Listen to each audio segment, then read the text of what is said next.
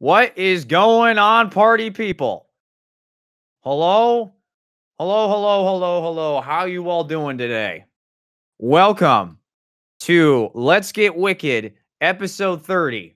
I am your host, Joker Jonesy, joined by my lovely co-host, and also having their birthday today. So please make sure you give him a shout out in chat. Headmaster Ditto. Howdy, folks. I know. I know Ditto's had a weird birthday, but let's make sure that you give Ditto a lot of happy birthday wishes. I know he can use it. So That's okay, guys. Do what you will. no, actually what we should do is we should do the great summoning of Oogie Boogie and oh god, why am I forgetting his name? Frollo into Villainous. And I think that will be the best birthday present I can give you. It really would be. Yeah. Well, yeah. Appreciate it, guys. No, yeah, seriously. Yeah, dude, I want to say this, Ditto has been a huge part of why this whole thing has been able to survive as long as it has been. Ditto and I have had private conversations of the fact that doing a podcast where it's just me talking would really be stupid. And it's thanks to Ditto that we were able to keep this thing alive, and for also with great conversation as well. So please make sure you give Ditto lots of well wishes. Let's start off the podcast right. I keep telling everybody I'm just a cog in the machine. No, you're not a cog in the machine. You are just as important as the rest of us around here. So no one is a cog. No one is a cog. As I got taught in school, no one is a programming monkey. So, well, yes. Yeah. No, lots of people shouting out in chat, "Happy birthday!" So people enjoy you. I'm looking at it now. It's like, yeah, you're looking at it right now. Yeah, I was gonna say, yeah. Everyone, seriously, give Ditto some happy birthday wishes. He needs the love. Seriously, everyone deserves some love on their birthday. You know what also deserves love? All of you folks in chat right now. Yeah, totally. Tonight is gonna be a weird night. We're gonna reminisce about some stuff. I have some things to announce. All that good stuff. I also do know that Ditto may or may not have to bounce from the stream a little bit for some personal stuff. So we're gonna make sure that we get Ditto in for a bit, and then afterwards we're gonna actually have some folks jump in and out just to kind of hang out and chat with all of us in chat and just kind of have fun on stream tonight, because this episode's something. Isn't that right, Ditto? It's something, all right. No doubt about that. It's something, all right. Do you have anything you want to say before I get into the announcements? And this kind of ties into something that just popped up in chat too, but somebody said, I can't believe the first live show was 20 weeks ago. Dude, can you believe we've been doing this for like 30 weeks consistently now? We have been doing this since January. It doesn't feel like it at all. It feels like I know, it really doesn't. A month ago. That's insane to think about. That 30 weeks, really, honestly, 30 weeks ago, we decided, I want to do a podcast, and you want to join me on this wonderful ride. And look where we are. It's been awesome. Somehow, despite all of the odds, it's still holding itself together. For some reason, all of you folks want to hang out and talk about Villainous and hear us talk about it and talk about coffee and talk about Kingdom Hearts. What's the other podcast within the podcast? What was the other one? I mean, if you want to count Marvel as a podcast within. Oh yeah, there you go. Marvel within the podcast as well. Yes. But yeah. So, anything else you would like to say? I want to give you the floor for a minute before I have to go do my stuff. I mean, I might as well just let you do it. I don't have all that much to really start off with, other than again, just kind of honestly, like I get the kind of joke about me being the MVP of the whole thing, but really it's you guys. Like, if it weren't for having a community that really supports something like this as strongly as you guys do, I don't think this would have even made it probably past 5, let alone 30. Right. So definitely biggest props just goes to you guys for keeping us afloat this long. Yes. We'll definitely be talking about that tonight with some of the announcement stuff. That's definitely some things I do want to bring up. because Ditto is absolutely right. And he said it first, not me. It's thanks to you guys that this has existed for as long as it is. It's the way that YouTube and podcasting works. People only want to keep making content if there's an audience to follow it. And the fact that you guys want to be supportive and positive with the content that we create in the community we want to curate is what means the most to me personally. It's just the way I like living my life outside of the internet. And the fact that you guys want to try to curate that as well in the power of the internet also means a lot to me personally too. So, all right. Before we do anything else though, Let's Get Wicked is a podcast all about the game Villainous from Ravensburger. And usually, sometimes we talk about coffee and Kingdom Hearts. I will never forget that part of the show. I had to make sure I put that in there because it's almost like I forgot how to podcast for about 5 seconds. Who's ready for some announcements? Chat, let me know. Who's ready for some announcements? Yeah, there's some interesting things we have in the pipeline. I would like to say some exciting things, some things that are going to be changing.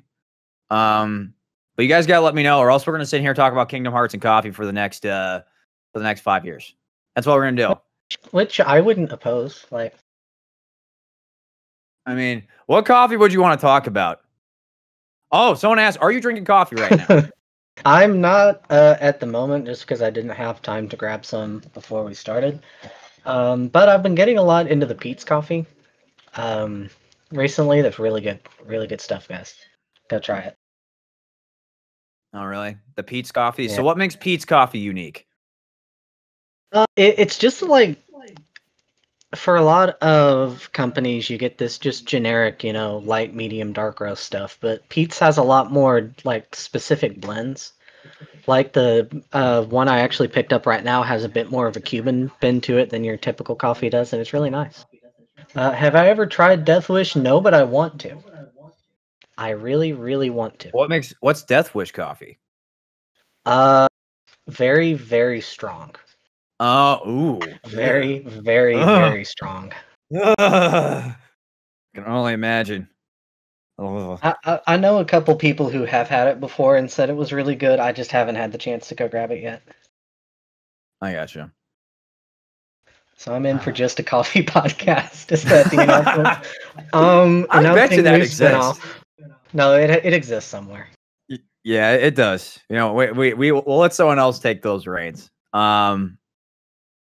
Pete's coffee must mean you win big during the day, doesn't it? That's funny. You would think so, but much like the character, win big seems to cause a lot of people problems.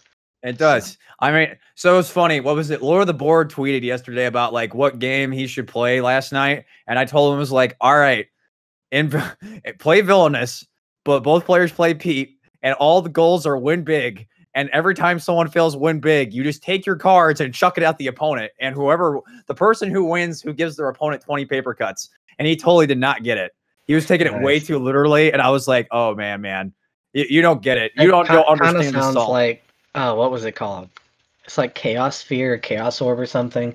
It's a Magic the Gathering card whose entire thing is you throw it up in the air, and whatever it lands on, you get to play. Oh, that's funny. That's some like weird stuff. Oh my god. Something like that. It's been a while since I've Let's Get Coffee podcast. Just a podcast about how to order the most complicated drinks in your local coffee shop. Oh god, that's funny. That's pretty good. That's pretty good. All right, how folks. Can you get the most bang for your buck on coffee? Yeah, exactly. How can you make sure that you, with $5, how can you get the most bang for your buck with coffee? There you go. That's a good podcast right there. I think you can have really decent conversations. Without a doubt. Yeah. All right, Ditto. Should we get to the announcements? Hit it. Okay. All right, everybody. Let's talk about Let's Get Wicked. For starters, I want to say this. Let's Get Wicked, to me personally, has meant a lot to me. You guys know this. I don't need to beat a dead horse. I've been through a lot since January we started the podcast. And just to go over the weird shit that's happened to me. All right. I'm just going to be very frank. COVID-19 happened. I broke up with my girlfriend of 2 years. My family dog died. I had to go to a funeral on my birthday. I had a bunch of other weird stuff happen with work. Got denied a doctoral thing, as well as now I'm going into a new doctoral thing, and I'm teaching in this new wild landscape. My life has been stressful as hell. You guys, you folks, and Ditto have been the reason why my brain has been able to stay afloat during all these past months. And I just want to say thank you for everything that you folks have done. Like, try not to cry, but you guys have meant the world to me. And I want to say that because it's been really awesome to do this content. And the reason why I'm able to take these big steps that we're about to talk about here is because you folks care about the stuff that we put together, from inside the YouTube channel to the stuff that we do within the community for, Villainous as a whole. It's been weird. And then this is the thing too, is that I realize that my story is not the same as everyone else's that has been going on since everything has happened, because 2020. But I know that a lot of you folks have also been touched by this podcast. It will get you through the workday. It gets you, you had a bad day and you just come home to talk about Villainous or whatnot. This is why I do what I do. It's why I teach. It's why I make this podcast. I want to make this. It's for you guys. I want to make something cool. So let's talk about the first thing on the list of announcements. It's going to be, so this is going to sound like a negative, but there is a positive to this. The podcast is now going to be going to a monthly podcast. The main reason for that is I talk with Ditto, and Ditto also agrees. We have been running out of things to talk about. We are getting towards the end of a lot of topics for Villainous that we could talk about right now on a weekly basis.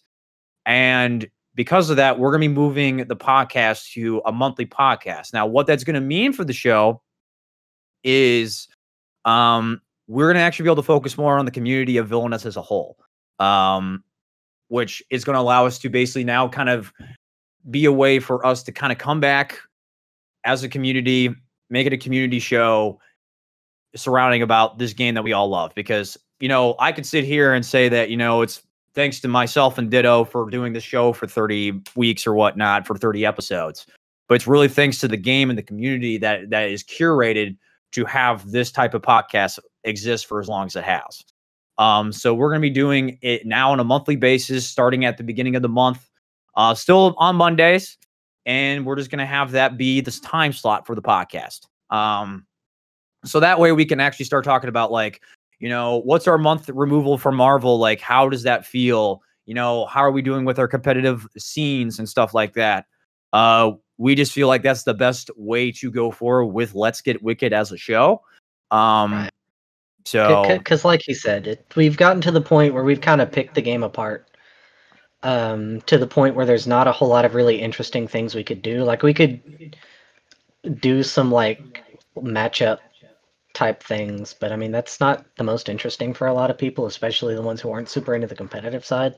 Right, exactly. And the deep dives are already kind of being done anyway, so we just thought, hey, let's slow down the Villainous stuff a little bit. Not a lot, but just enough that we can still keep it interesting and fun for you guys while not completely dropping the ball on everything, if that makes sense. Yeah, no. Because we don't, the thing is like, I mean, I know Ditto just gets just as much of a kick out of this as I do. We still want to make this interesting for us to do the show. Like, it's fun to sit for an hour and talk about topics. And like, what's nice about the podcast is the podcast isn't meant for one sector of the community. It's really meant for everyone who's involved with the game Villainous. That's what it's meant for. And we want to make sure that we can continue to deliver that type of experience for everybody. So like I said, Let's Get Wicked is going to be now a monthly show. It's going to focus more on the community.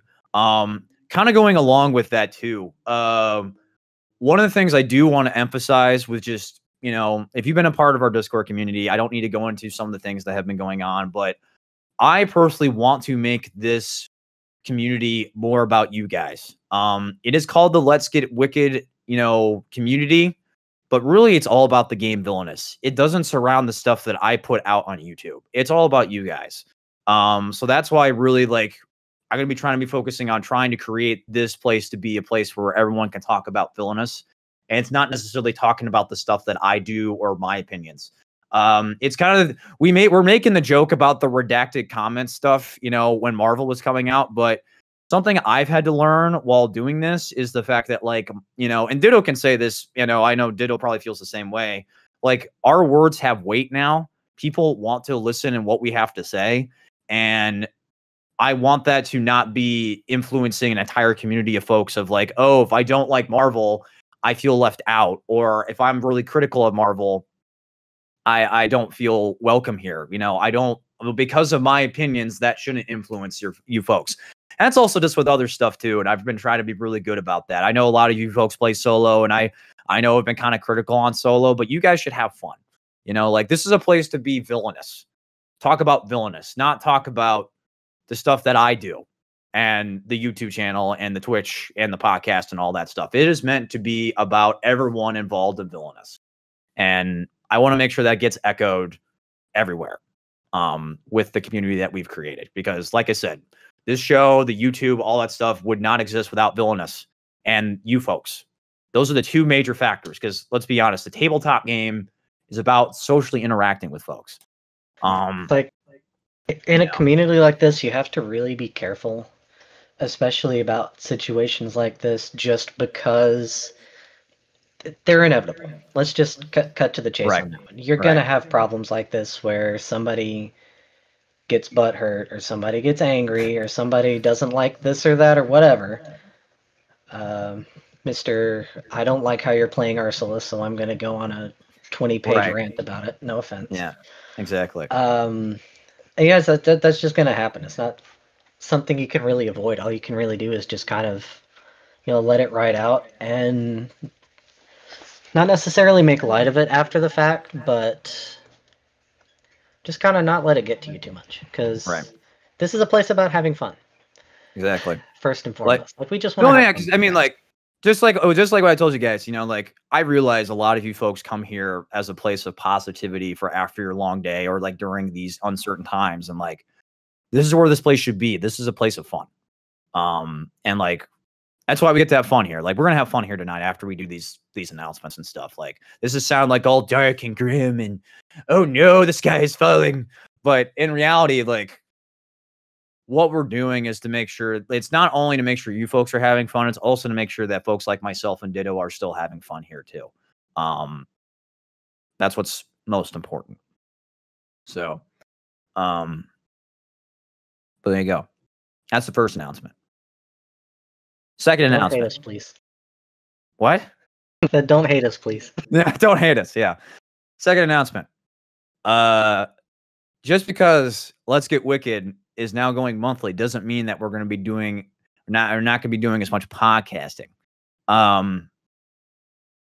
Starting in September, we will be launching a new podcast, and the YouTube channel will be rebranded to be more centered around the stuff that I like to produce. And Ditto is going to be helping me with this podcast, as well as I've already got a few other people on board. And the reason for this kind of goes with some of the community stuff that I talked about was the YouTube and the Twitch channel stuff. I appreciate you folks wanting to come out and support us. You know, I want to start spreading my wings, and that means that this new podcast, which I will not name it yet, I do have a name, and Ditto does know what the name is. If I may tout, it is a relatively good name. It's all right. Yeah. This whole podcast is going to be generally around topics of tabletop gaming. And now by that, it's not like super generic topics. We're talking about things like, all right, TTS versus Zoom, diversity in the tabletop industry. How do reviews in the tabletop industry work? How does production work? Have some other content creators that are in the tabletop space come on and talk about their experiences and stuff like that. I want this to be an avenue for new folks through the industry, as well as to talk about the things that not everyone always wants to talk about, as well as give us some avenues too to actually do more tabletop reviews and talk about other tabletop games. I've been playing a lot of other tabletop games in the background of while we've been doing Villainous, a lot of Marvel Champions, a lot of Marvel United. We played Fort last week on stream. I want to jump back into getting Root played at my tables, and I just feel like it's really important that, for myself personally, that I start playing other things to broaden my horizons, because I've talked about this a lot. I personally have been a huge fan of the games journalism industry side of just understanding the industry. And over the past year, I would say because of Villainous as in general, has definitely made it so tabletop is now something I want to keep more in touch with rather than video games. And this is kind of my way to do that and branch out and start be able to talk about those things and have fun with other things. Now, that doesn't mean that, oh no, Joker's going away. He's going away from Villainous. No, that's not the case at all. Let me tell you, I'm going to be helping run all this competitive Disney Villainous stuff, and it is going to be kick ass. I cannot wait. So that's not going away. And I'm still going to be here. I still love Villainous. I literally got done playing 4 games of Marvel today, which, let me tell you guys, Ultron is fantastic. So is Taskmaster. Till he gets buried. Yeah, until he gets buried. Yeah. So starting in September, there will be a general podcast that I will be hosting. Ditto will be helping me out with this as well. I'm already working on getting some guests on the show and getting some topics lined up to be talked about. That show is going to be something a way for myself to spread my wings a little bit in the world of podcasting, because something else, and we'll talk, I've announced this yesterday, but like next week, I'm going to be on Man versus Meeple, which is a big deal. And I am really surprised that I've been given a voice that people want to listen to. And like, even on Twitter, people are like wanting to hear what I have to say about Villainous and Ravensburger games now. It's not like the masses are flooding my Twitter feed, but like people care about what I have to say. And I feel like because of my background, I do have some things to say about some different topics that I think a lot of folks would like to hear.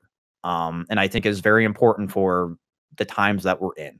And this is the way for me to do that. So it's going to be it's a different podcast and won't be focused on Villainous. And the thing is, I don't expect you folks to like that podcast or listen to that podcast. This is a completely different place.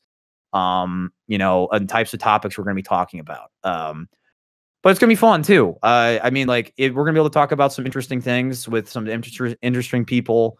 I'm going to try to get all sorts of folks on the show to get a very different breadth of perspectives on tabletop. Because that's what this whole show is going to be about, without spoiling the topic, is folks bringing their ideas to the podcast and, talking about it, because this is their way of speaking about those particular things. And I just love podcasting. I've been really digging this. So yeah, that is the announcements. That's really all I got. I guess the last announcement is that this doesn't mean the YouTube channel is going to be changing really. I think the only thing you might see is I'm going to start trying to do playthroughs of other games. So, yeah, so you might just see other stuff besides Villainous be covered on the channel. That's basically it. So there are 2 podcasts now, or is this what the one podcast is turning into? No, there will be 2 separate podcasts. There will be the Let's Get Wicked podcast, and then there will be this new podcast that will be debuting in September, early September. And then the first episode of the monthly episode of Let's Get Wicked will air in September as well. So yeah, Let's Get Wicked's not going away, because we're still having fun with it. It's just when it takes some opportunities where we can get them to kind of diversify a little bit. Yes, exactly. Will the new podcast be on the same YouTube channel? Yes. I will say this about the YouTube channel. Once the new podcast launches, the YouTube channel is probably going to be changing from Let's Get Wicked to my personal name. And if you guys are weirded out by me saying my full name, Luke Jones, all the time, I'm sorry. I will probably start doing that because I love the name Joker Jonesy, but in this weird world I'm in, I'm gonna probably start using my real last name. So, but yeah, it's all gonna exist in the same place. It's just going to be, I think things are changing. Strange things are happening to me. That's a reference. Yeah, that's a reference. Yeah.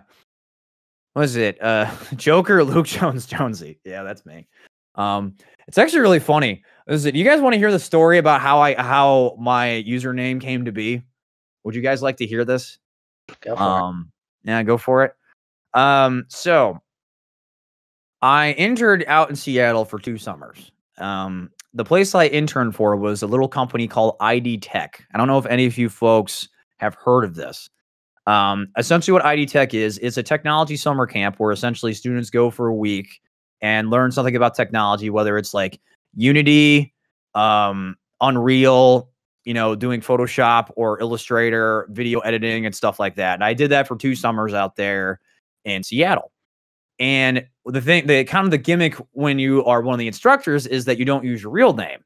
You got to use a fake name, and that's what the students call you all week. So the first summer I did it, it was Jonesy, and it became such a name that even outside of work, my coworkers would call me that. And it even bled over into my personal life back at home in Indiana, where like my good buddies now call me Jonesy. So like the real close folks of mine, they call me Jonesy, which is kind of cool to think about. Let's gather around the campfire. And then, so the year that happened was 2016. So in 2017, I went back out there. And if you guys know, in the year 2017, there was this little game called Persona 5 that came out. And I played it, and it rocked my world, and it made me cry. And if you don't know, the main protagonist's code name is Joker. So did I totally steal that? And my code name was Joker that summer? Hell yes. So yeah. And that started making me actually like change my username, because I used to go by I used to go by Spash McGrath 94, and now my username is Joker_Jonesy. That's me. So there you go. Yay! Fair enough. There you go. That's the origin of my username. I like to think it's cool. It's neat. Yeah.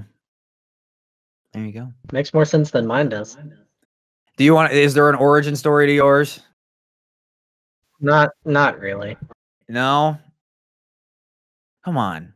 There's gotta be some origin story. Did it get bit by a radioactive spider? I'm afraid not. Really, there's no like particular story or anything behind it. I don't know how much you guys are super familiar with Pokemon, but Ditto's always kind of been one of my sleeper favorites. I was wondering if that's where it came from. I was wondering. Yeah, that's me. I embody the super nerd trainer class, so I gotcha. What is it? I think everyone wants to talk about the usernames now. I see Pikmin's in the chat going by the other alias. Right.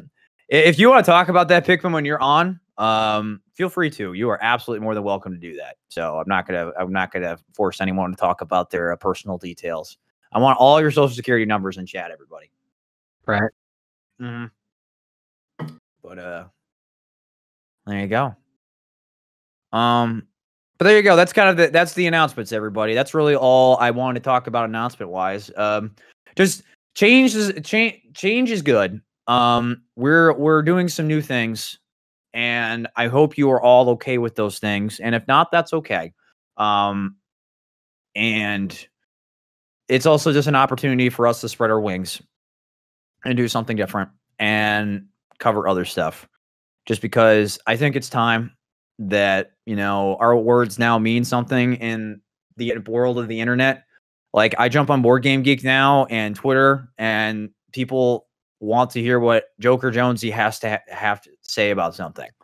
And it's weird, it's honorable, and also scary that I now have to watch what I say, not only when I go to my job, but also on the internet for the internet audience that I have accrued, you know, which is weird. You're kind of famous. I know. It's weird. I actually, before the podcast, I called my mom, or my mom wanted me to call her, and I was telling her that I was going to be on some podcast next week, and she's like, "Really?" And I'm like, "Yeah, I'm like slightly internet famous now. It's kind of weird." Sounds like every guest tonight is going to have to explain their username now. Now, Secret Lawyer, man, I know why yours is the way it is. But yeah, so that's essentially it. What do you guys think of the announcements? You guys are excited? You guys wanting to hear about the new podcast? To give you some perspective, how serious I am taking this, I have contracted someone to make a logo for said podcast, and it is not cheap. So, it is not a cheap endeavor. But yeah, no, I think that what have I learned from all this is that I really enjoy podcasting about like anything in general. So I'm really excited.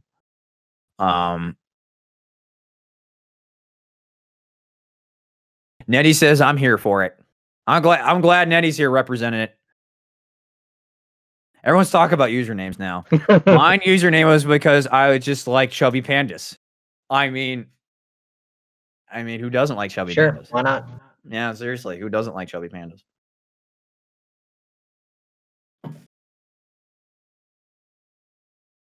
All right. Ditto, you have anything to say before we try to invite our first guest on? Not really. Just kind of echo what I said before. Don't hate us for the change. Embrace it. Yes, embrace it with all of your heart and soul. Want to make sure we're keeping things interesting for y'all. So along those lines, if there's anything in particular y'all want us to talk about. Yeah. Now, and this is the best part when we do these live shows. It is now all about you guys and wanting to hear what we have to say and having a conversation in chat. I guess we'll go ahead and invite our first guest on the show.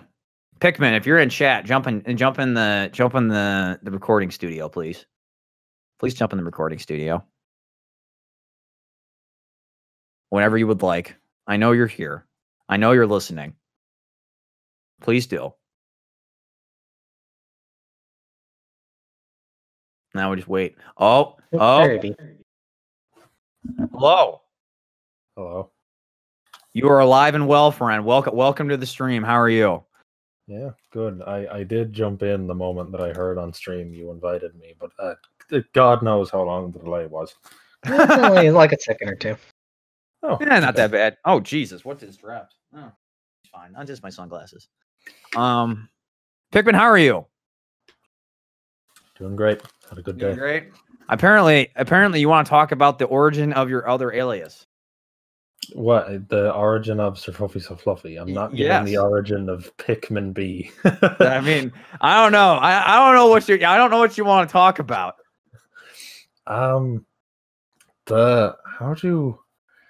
How do I even go about explaining this? The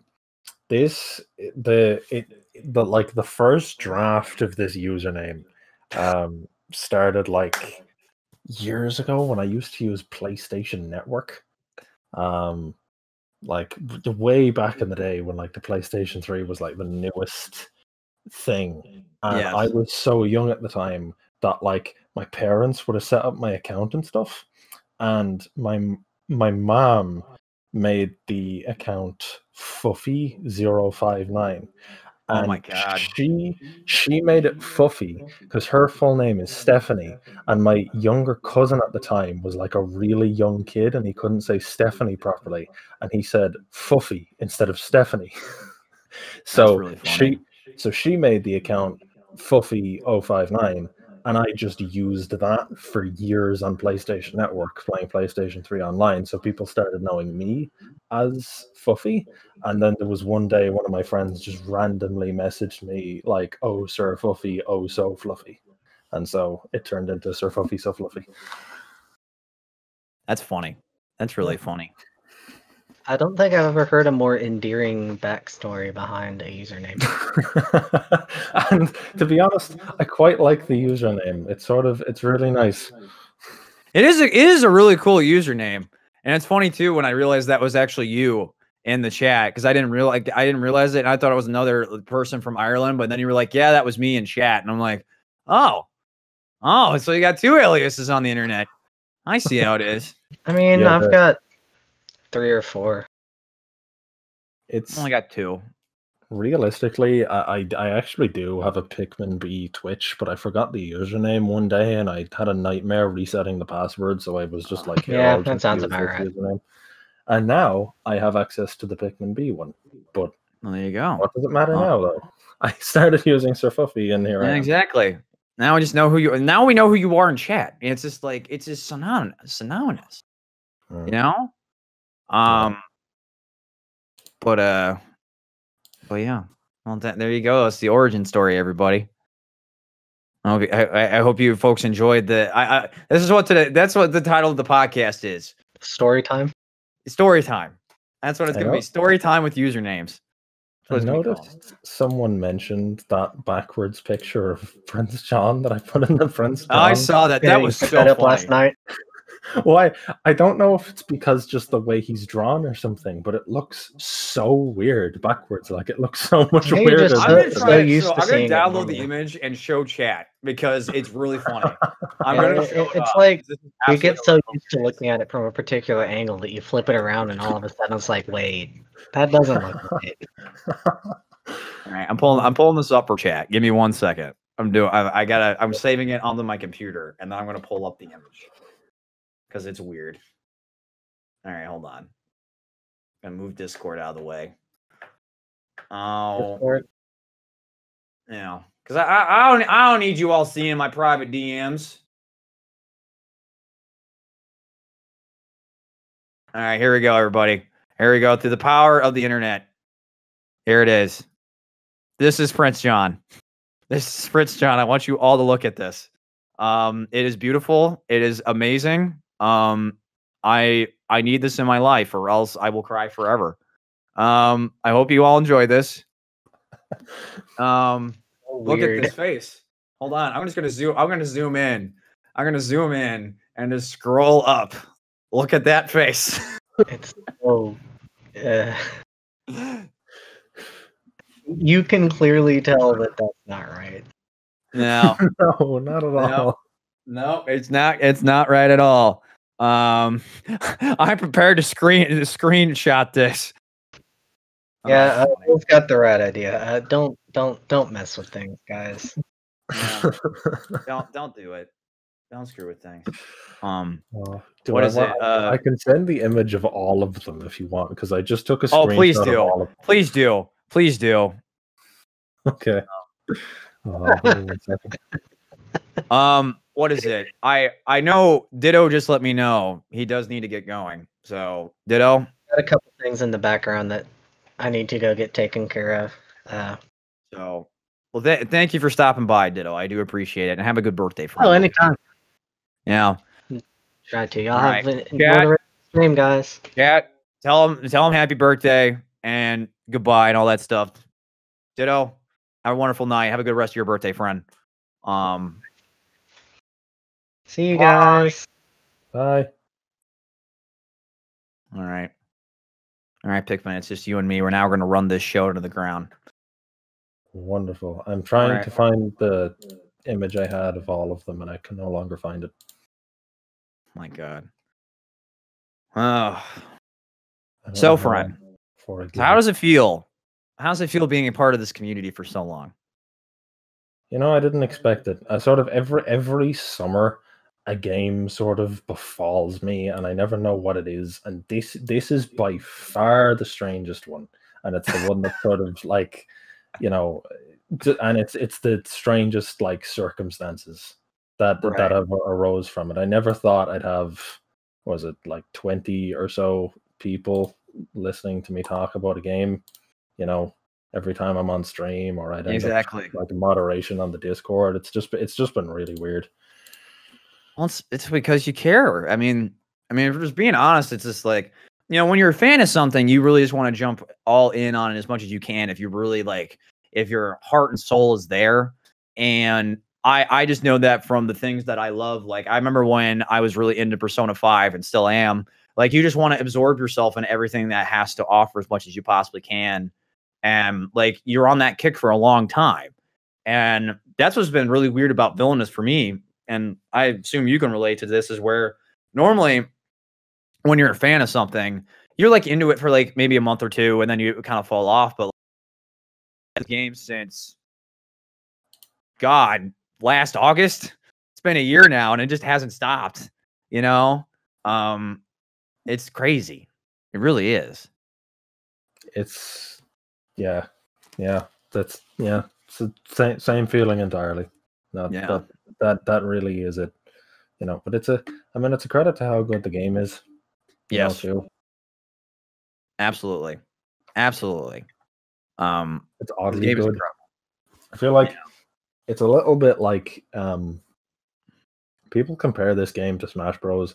Like all the time, but it's even like, you know, what happened with Smash Bros, like especially with Melee, was, you know, Nintendo just sort of accidentally made a really competitive game. And this is exactly what's happened with Disney Villainous. Like they have no idea. I know. They don't even know. Like, and that's what's crazy. And the thing is, I think people forget, like, when you watch that documentary about like the making of Villainous, they talk about how like the first design, like, parts of it were essentially, it was supposed to be a 2-player card game, and then it kind of evolved into something a little more than that.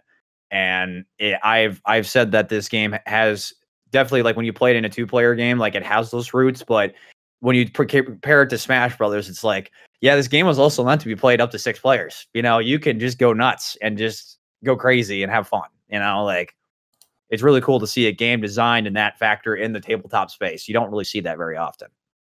No, and I've never actually had on tabletop games specifically. I have never had a tabletop game that I've wanted to go back to this much. Like, especially with tabletop games, like, I eventually get tired of them. Right. You know, even if ones keep my interest for a while, eventually they go dry. This one hasn't. No, it hasn't. This one is not. This one is not drip dry for me. And the cool thing too is, like, as the game evolves with me and like with you folks as well, like, we know we're now having these competitive scenes and we're having podcasts dedicated to the freaking game. And it's been a blast. Like, literally, was it Cincinnati is in the chat is talking about how the core box is more balanced than it had any right to be, and how, like, you're still rediscovering stuff about those characters. I agree. The fact that everyone's found all this Maleficent tech in the past like few months is stupid crazy. Like, well, let's just be real. That stuff is insane.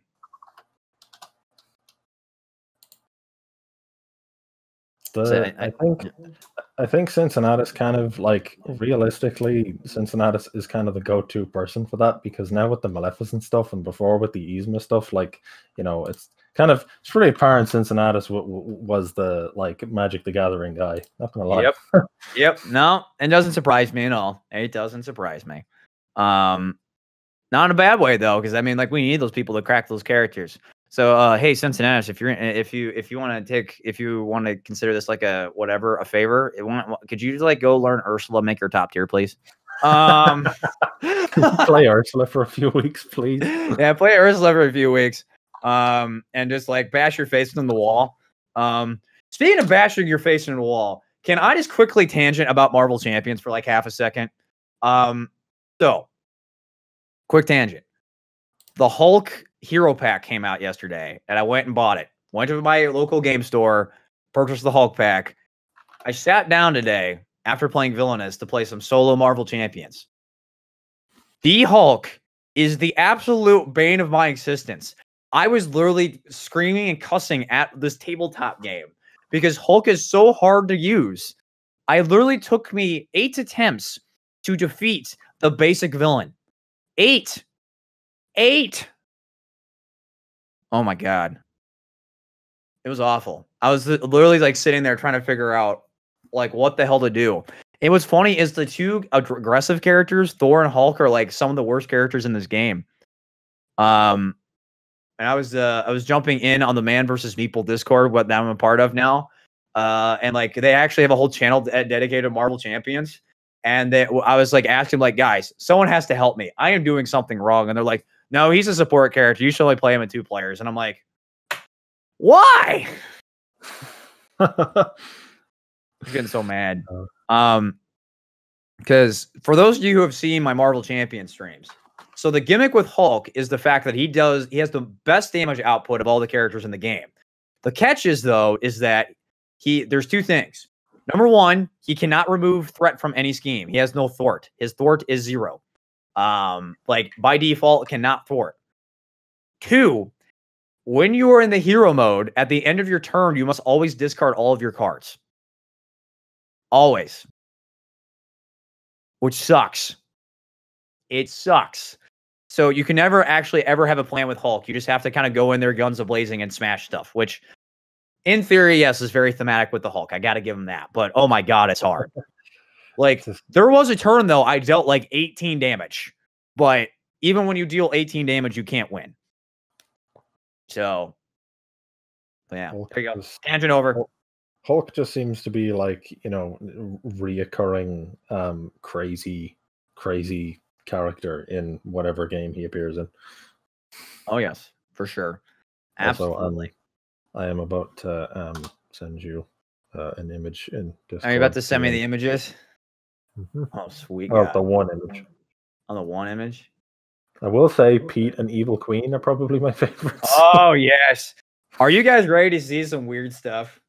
All right, hold on. Not all of them look weird, but I think Evil Queen and Pete are my favorite. Aside from Prince John. Prince John is my favorite. It's so weird to think that when you just flip the perspective, how weird things look. All right, everybody. We're about to get weird. We're no longer getting wicked. We're just getting weird today. All right, here we go. Hold on. I'm getting it zoomed up, and then I'm gonna go change the screen here. There we go. Look at these beautiful things. So which ones did you say looked odd? Oh God, Dr. Facilier looks weird. God. Some of these angles just look really odd. Yeah. I think the way Pete's face looks. Yeah, Pete's so funny. Yeah, I know. Yeah, Hades looks weird too. Oh my God. Yeah, Mother Gothel looks weird too. I don't know. Some of them are not weird at all, to be honest. Yzma looks like you can just do that the other way and it looks fine. No, I can't even tell that Radigan is the other way around. I actually really? Yeah. Gothel is broken. Gothel is broken. Oh, that's funny. Scar looks fine. Scar looks okay. Ursula looks okay. Jafar looks okay. Maleficent seems off to me, but I can also see someone saying that looks okay. Hook looks fine. Hearth looks fine. Doctor looks weird. No, Evil Queen, because I always noticed that she was kind of tilted, but like it's really apparent now. When it's very apparent in this image. She fell from the tower, but Rapunzel healed her. Oh my God. No. That's funny. That's really funny. Oh. See, this is the weird stuff we do on a podcast for our 30th episode live special, guys. We just sit here and talk about the weird stuff on the images. It's an honor to be here. Yeah. So I have a weird thing I have to do. I have to go pee because I drank a lot of water. So I'm actually not a weird thing to do. Yeah, the weird thing to do. I gotta go pee. What is it, Cincinnatus? If you would like to join us, since you were the next guest on the show, and help Pikmin fill some time while I go urinate, feel free to do so. Otherwise, Pikmin, go enjoy trying to entertain the chat for a hot second. I'm gonna go put the loading screen up. So give me 1 second, chat. Pikmin, don't set the stream on fire. Leave the backwards images up. Oh, leave the backward images? Okay, there we go. That way, leave that up while I go use the restroom. I will be right back. Leave them there for the entire stream. Please. Now I'm left in the awkward silence. It's up to me to make the silence not awkward, but also it's sort of weird to just be sitting here waiting on Cincinnatus to maybe join me. I don't see Cincinnatus. That's Nodge. And what's your favorite Disney movie? It's a tie between Wreck-It Ralph and The Hunchback of Notre Dame. Like it's a dead tie. Is this Cincinnatus that I'm hearing joining? Yes. What's your favorite Disney movie? It's probably one that I'll never make into a villainous character, Moana. Oh, yeah. I think I heard you say that before. Yeah. The characters we do have, like Emperor's New Groove is top tier. So. This Purple Potato was asking what my favorite Disney movie was. Oh, Notre Dame is Secret Liar Man's favorite. Notre Dame's really good, but the interesting thing is that even though like my favorites are a tie between Notre Dame and Wreck-It Ralph, Jonesy, I can see that you're back. Oh! I'm looking at screen. I can see that you're back. I forget that you guys actually watch the stream.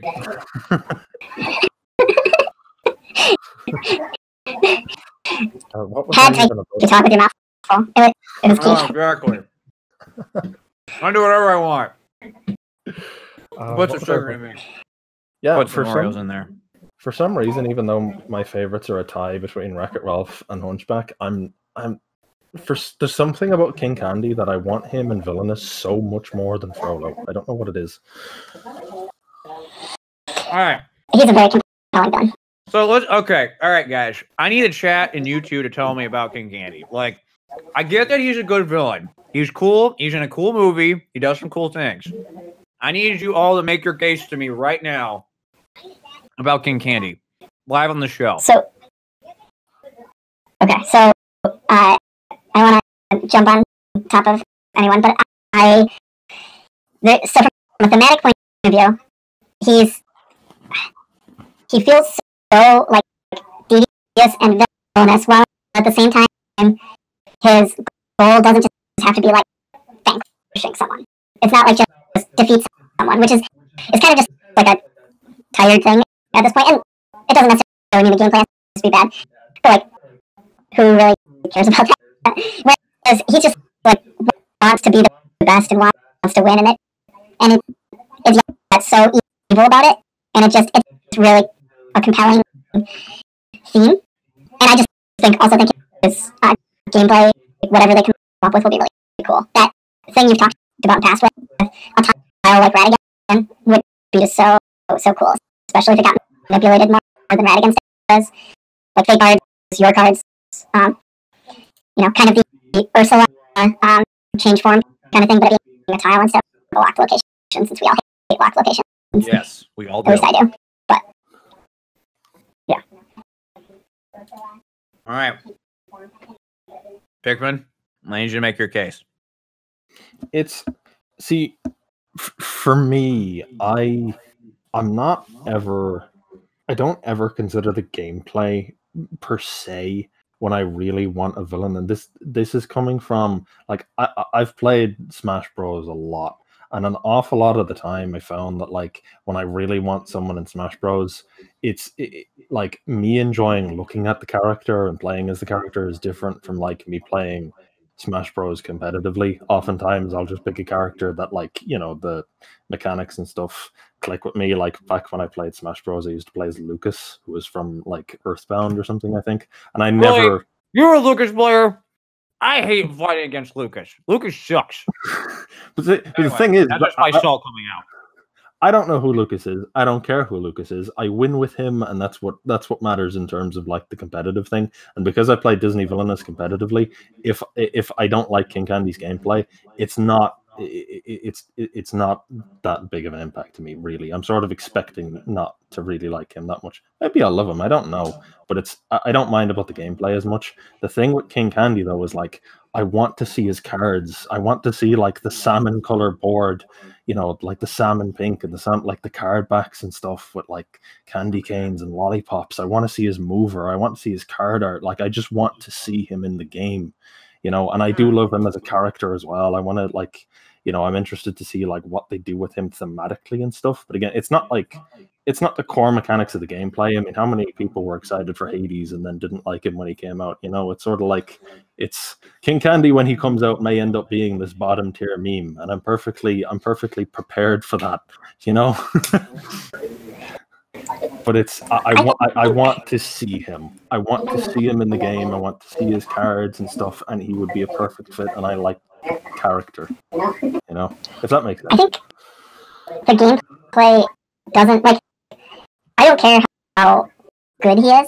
I think if I just want him to be cool from a gameplay perspective. I agree. Because but I'm also very excited for that mover. I think that mover will be cool. Yeah. Like, and this is me speaking from like the guy who on the podcast was like, I'm not so excited, much excited about the Disney characters. This is like, to me, what's going to be most exciting about the new Disney characters is like from a gameplay perspective, what they're going to be doing. And like, that's why, like me personally, like Gaston into the game is like, okay, yeah, he's going to come. But like, to me is like, all right, what is there going to be take on a lock location / vanquishing a hero objective? Like, what is their take on trying to do that? You know, that's why, like, I know people say like Lady Tremaine is not really that interesting of a character. Like, everyone only knows her as the evil stepmother from Cinderella. They don't know her by name. But like the whole gameplay gimmick of like, what is her goal going to be? And even with like Oogie and even King Candy too, like I want to see like those interesting gameplay mechanics. And like what Cincinnati brought up was, I've always been of the mind of, I think King Candy specifically was the core basis of what they were trying to put together for Ratigan.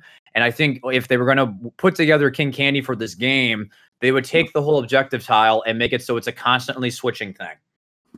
I think that would be a really cool idea, because essentially be like Ratigan, but instead of it's all like you have one goal and then it can change into the other for the rest of the game. It's something that's constantly manipulating. And that to me personally would make me very interested in that character personally. Because I mean, Ratigan's already one of my favorite characters to play. And if they were able to take that concept on its head and change it a little bit, I think it'd be super dope. Maybe he could be something like, you know, with Hela can have a balance of like having loads of allies. She can go for loads of soul tokens, or she can have a mix of both. Like maybe he'll be something like he could win the race against Penelope, whatever that means, or he could just vanquish Penelope. Like he could have something like that where he can have like a balance of aiming for two different goals, and he can be slightly more towards the other, you know. Because like if you actually look at Ratigan's goal, I guarantee you that was probably the basis for something that King Candy was going to do. Like, it's very clear that it, like, in a combination of literally what you just said, like, that's what the goal tile was meant to do. Like, literally vanquish Penelope or win, like, have your car and win the race, like that type of thing. Like, that's literally what it was supposed to be. And like, Penelope / Wreck-It Ralph was Basil busting stuff up. Like, that was the whole gimmick with that. No, but honestly, Basil's ability makes more sense if you put it on Wreck-It Ralph than it does Basil. Oh yeah, it does. It does.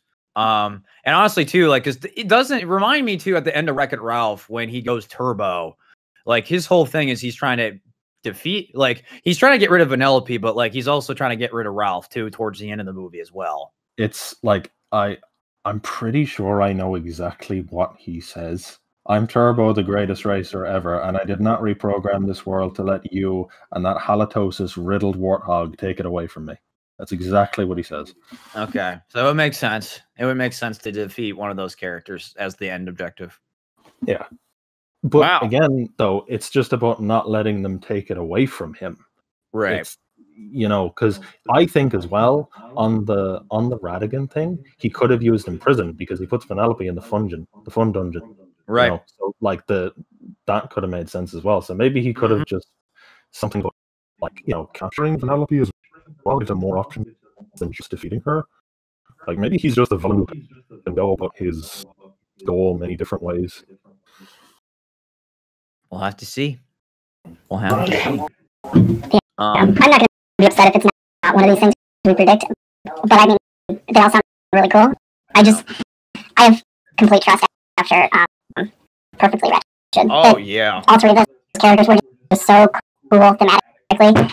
I think even if they're not very good, I just have faith that they'll do something cool, which is what I want. So. Yeah. Two things I want to point out in chat is, so first Secret Lawyer Man's like, for Tremaine, maybe the player has to place a lock token on Cinderella's location rather than remove it. That would be kind of a cool gimmick, if I'm not going to lie. That would makes a lot of sense. Like, you're moving like, Lady Tremaine doesn't always have access to one thing, so you can do like the whole weird change form thing, and like, instead of making it like, your goal is to get Cinderella out and then lock her up at the main house, I guess. That would be interesting to approach. And then Zach is saying, like, King Candy's primary objective in the movie is to stop Vanellope from crossing the finish line to reset the games. I think keeping her away from a specific finish line location will be key to his villain objective. That's weird things. That's kind of like what Mother Gothel does. Yeah, that seems a bit similar to Gothel. Yeah. Because, like, and this is why, like, I'm bringing this stuff up, because, like, it's very clear Ratigan definitely at some point was King Candy. Can we agree? Like, at some point there was some King Candy influence into that goal, just the way that it works. Well, I mean, he could definitely fit in there, but I think I don't know. Yeah, I don't know. It's a guarantee. No, I'm not saying I'm 100% right. I mean, that's kind of just, to be honest, it's a template for like any twist villain, really. True. Their goal changes. Yeah. Yeah. Honestly, you're absolutely right. But yeah. I'm curious. Okay, chat. Who else? I didn't see, and I was so involved with you guys proving your case. Who else here really wants King Candy? I see that Shattered wants Oogie, and I agree. If Oogie doesn't come to this game, I will cry. Let's just be real. But this is like, it's what I've been saying. One more expansion of just 3 villains. It kind of just feels like not enough. It really feels like it's not going to be enough. I do think we're going to get a 5-box. I think after Marvel, we're going to get a 5-box. I really do think so. Oh, okay. The thing I'd be most excited for with Oogie is the art. I'm really curious how they would do that art. Because that movie is so different than most of what they've done before. Yeah. It just would be really cool. Yeah, I agree. 100%. King Candy and hashtag bring back the bag. Guys, this is what I need you all to do. All whatever something number of you that are on Twitch right now, I don't even know what the numbers are. I need you to all go tweet at Ravensburger and tell them hashtag bring back the bag. Just say that. They'll get the message. Hashtag for King Candy too. What's the King? I don't know what the hashtag hashtag for King Candy is. I'm not that clever. I don't know. If you guys think of one, I should add that in as the hashtag as well. I need you all to just storm down the Twitter floodgates and be like, you know, chat can post King Candy hashtag ideas. Yeah, please do. What was the box idea? It was like it was sickly sweet. That's what Wero said. Sickly sweet. Yeah. Okay. Yeah. Long live the King Candy. That's a pretty good one. Crown of Candy, going turbo. Those are not bad ones. I mean, I'm not gonna lie. I mean, this is me being slightly biased, but bring back the bag is pretty damn good. Yeah, but just like if you're looking at that, and you don't know, like, do you know that's about like Oogie? Oh yeah. Yeah. If you know, you know. But if you don't know, like, are you gonna know? I can specifically confirm that Ravensburger does know that we refer to Oogie Boogie as a bag. I will confirm this. I will specifically confirm that. I I like hashtag Turbotastic because that is his catchphrase, and that's going to be one of his cards if it's an effect or a condition or something. I like Turbotastic. I wouldn't mind just having like if his whole goal is essentially to just win a race. I think that'd be cool if they found some interesting ways to go about doing that. I really think so. Yeah. Bring back the candy bag. Oh my god. That's a pretty good one. I'm not gonna lie. It's pretty good. Yeah. I forgot Turbotastic is the thing that he says. Turbotastic can be the card that flips the goal tile. Oh yeah, it could be. It could. Huh. Oh, the weird thing about King Candy is that like he starts off with what he wants, and then it just slowly slips away from him throughout the film. That's true. And that's what, like, a lot. He's not trying to get anything. You know, I don't know. Yeah, exactly. Bring back the bag and the candy man. I don't know how I feel about that one. For being honest, I think Turbotastic is the one to go with. All right, chat. You guys know Ravensburger's Twitter. Go bombard them right now. When Cassidy wakes up on Monday, if she sees that the Twitter is swarmed with a bunch of hashtags about bring back the bag and the candy man, she will know what we did this weekend. No Frollo love here.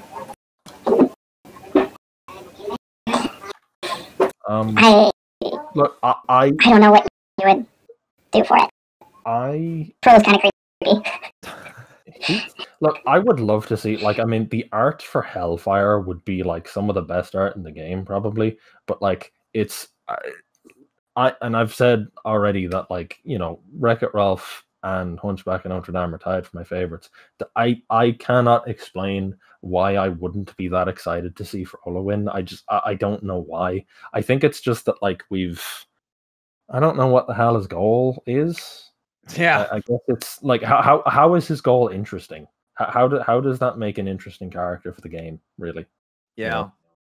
Well, it's like what I've always said is like each villain has to have 3 pillars. They have to be like from a memorable movie that has a good story that people enjoy. You need to have the villain needs to come from a movie that has really good art style and art direction. And then whatever their goal is or how you can create their goal based off the story, can that make for a fun gameplay gimmick and like what they're supposed to do. Like the last one is the one that worries me. Yeah. I think I have no problem with Hunchback of Notre Dame. I think that'd be a fun movie to have represented. But Frollo, I just have a hard time envisioning something that isn't weird or not representative or whatever. I don't know. I don't know what it would be. And I'm sure they could surprise me, and they've done a really good job with Wally, so, you know. If they figure out a way, I'm happy, but I just don't know what it would be. One of the things that sort of made me think that Frollo might really not be that interesting as a goal is when we were talking about, like, you know, Gaston might be leading a box. Like, this was, you know, some streams like a month or two back. We were talking about like what kind of box Gaston could lead, and I sort of like jokingly was talking about some sort of man box that had like Gaston and Frollo and Hans or something. And I was like, that concept is like too thematic to the point of like all of their goals and mechanics could literally be the exact same. They could be built the exact same way and it would work for all of them. And that's the Dubro box. It's where I'm looking at Frollo, like, what's there for you to be unique? Yeah, you know? Exactly. No, I've been saying that too. Like, I make this reference all the time on the podcast, and only some of you folks will get it. But like, you know, Killer Instinct on Xbox's like whole design philosophy was like, what makes each one of these characters unique? Let's make each one of them have a unique like fighting style gimmick to make them entertaining from a watching standpoint as well as a playing standpoint. And like, if you look at all of these villains, they all have something unique going for them. Like, I'm looking at them right now on this wonderfully flipped, you know, character chart that we got going on right here.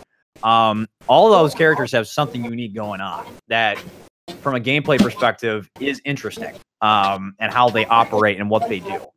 So I think that's something when we like. That's why I'm really interested about like how they're going to approach Gaston, because he's essentially another example of locked location, defeat a hero type of character. But like, what are they going to do to make him more interesting? And like with Oogie super specifically, like we know he's going to have dice. So like, what is his gimmick going to be? You know, like how is he using the dice to manipulate what he's doing in the game? Like that's the stuff I'm interested in, and that's like the stuff I'm excited about. Like I don't want to necessarily like. I know people bag on Hades, but Hades is actually kind of fun to play, for me personally. But like, if you're gonna do another move stuff around goal, like how are you gonna make that interesting? You know, that's the whole argument I've always tried to make with these types of topics. Is like, gotta make the characters fun. Yeah, and Hades is thematic and feels like the villain he is in the movie. Like, right. My problem with Frollo is basically the same problem I have imagining, you know, the Jungle Book or Frozen. Like, I don't know how compelling those villains are. How to make those stories interesting.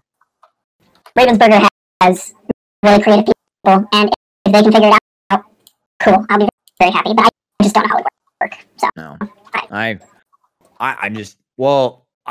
we know. Well, here's the thing. You gotta remember this. Whatever that next box is that has Gaston, Prospero Hall did design that box. So unless Ravensburger maybe built one of the characters in there on their own outside of that, but yeah, I think they'll nail it. I'm not super afraid.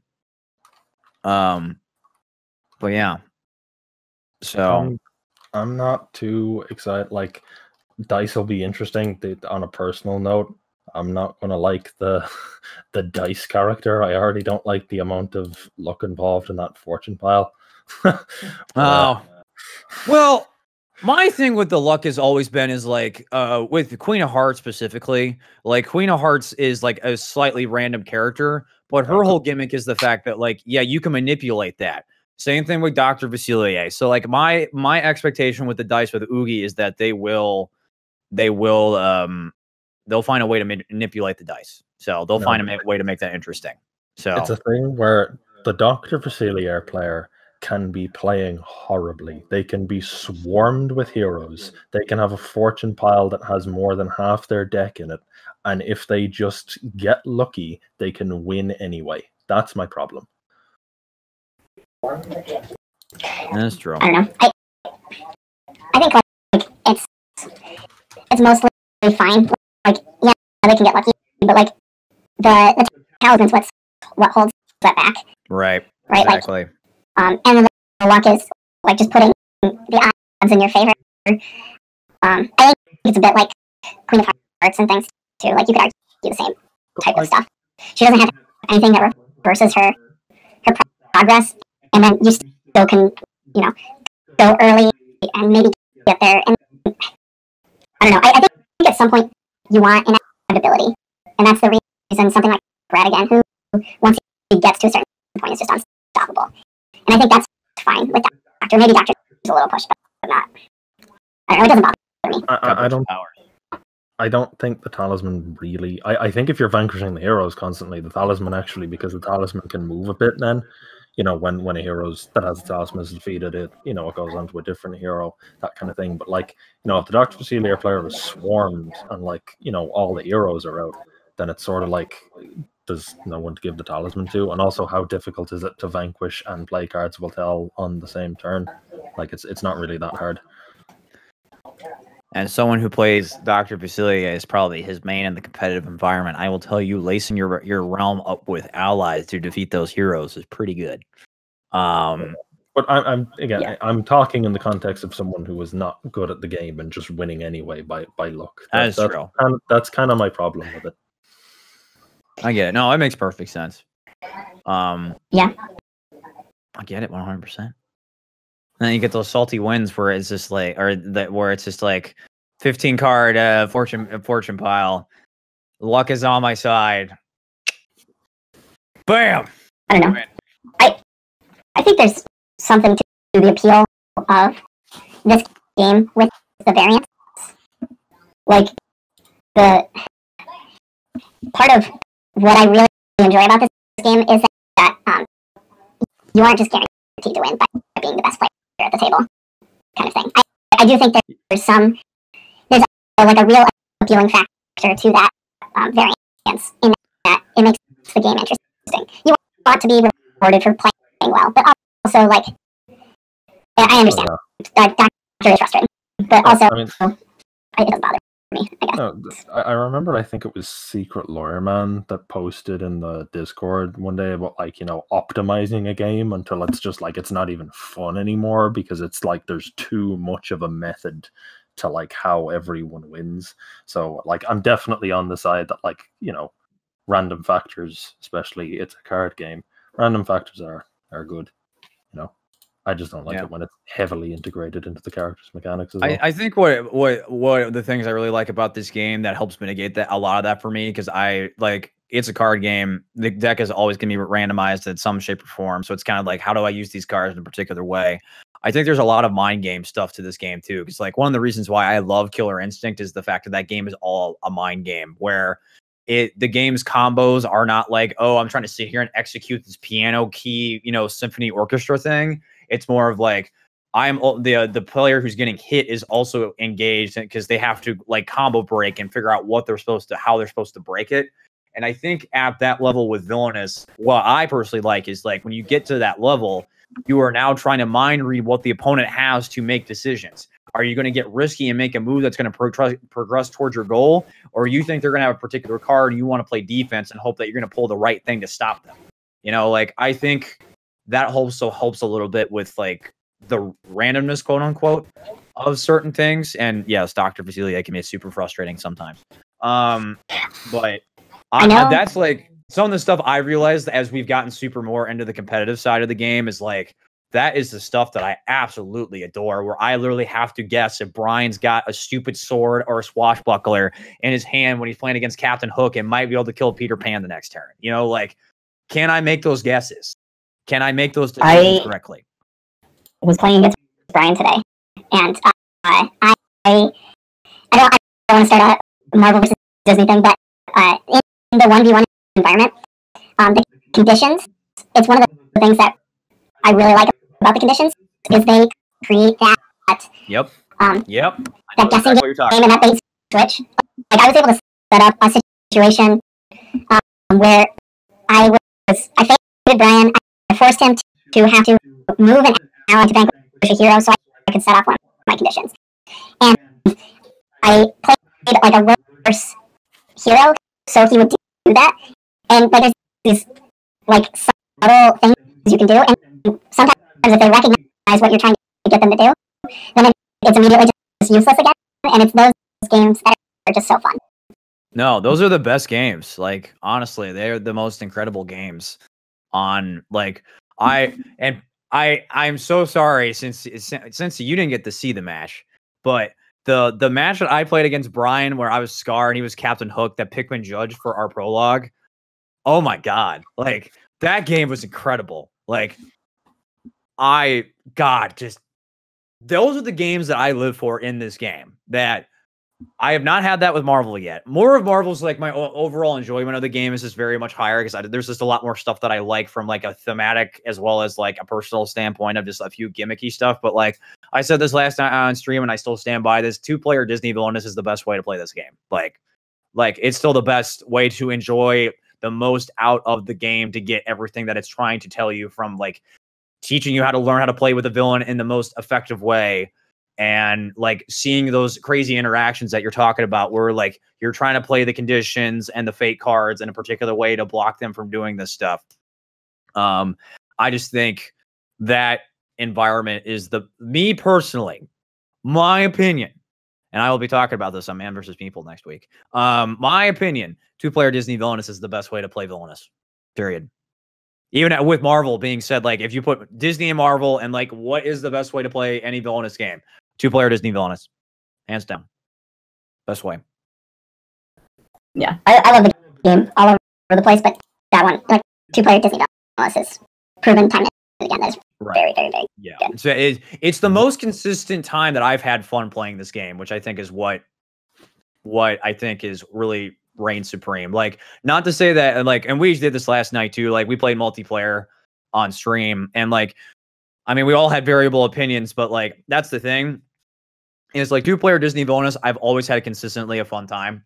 I've not always had consistently fun times with Disney multiplayer, but the actual excitement from 2-player Disney bonus is still higher than anything I've had with Marvel so far. Marvel is more of just an overall enjoyment, you know, time and time again. Like, but it's not reached those same hype levels of excitement and energy and thinking that I've got with Disney. But it might also just because the fact the game's is super young still in our hands. We're still trying to figure it out. Yeah. It'll be a process. I mean, Disney is being a long process. And to be honest, like, it's a thing where you're... Maybe it's a bit philosophical, but like, you're endlessly looking for the answer on the best way to play the character, but also you don't ever really want to get there. Exactly. You want to just keep going forever. You know, you want to get to a goal that you don't want to get to. Yeah, you want that feeling of constant improvement without ever actually like reaching a plateau. Yeah, it's a tough thing. It's literally like it's Goku from Dragon Ball, which is like he wants to just keep growing, and you don't want to stop. You don't want to get to a point where there's more to learn. That's literally it. We're all Goku, guys. You heard it from Pikmin here first, everybody. You are all Goku. You are all from Dragon Ball Z. You are all now the epitome of all anime. Also, shout outs to Vegeta. Vegeta is the bomb. Let's just be real here, guys and gals. Vegeta is the bomb. That's a story for another day. No, I agree 100% with that though, because I think what's definitely held the test of time with this game is the fact that like usually with a game, like once you've mastered the game and you kind of know all the ins and outs of something, you get bored with it. While here we're still learning and you're never done learning. And as a teacher, educator, and learner, I can attest that is part of the fun with that too, where you just never stop learning, and that's the good part. But the game gives you the opportunities to learn. That's also important. So the game's not giving you those opportunities. That's when you can't have fun. So I think part of it's like the fact that the characters have kind of evolved for us, and we've been responding with older characters to things that newer characters have been presenting us, and that's what's helped to kind of keep going. Right. I know Brian and I were talking a little bit about Evil Queen today, and how she fell off the map compared to what we've talked about before, but she's so powerful, and it also feels like she just needs someone to like workshop the answers that people figured out to her and figure out the new path for her. Exactly. That's why it's been so much fun trying to do all this Ursula testing, because it's just like you're trying to figure out it's like even what I was doing today with Hulk when I was playing Marvel Champions, where it's just like I actually sat in a deck built like a few times, like in between some of the games, because I was just like, I have to learn what the better synergy of cards to make this character work is going to be, to make this fun, and also win. And it's the same thing with Ursula. It's like, all right, what are the different things I need to do to make sure that I'm achieving my goal in the best way possible, so I can try to beat my opponent to their goal, you know?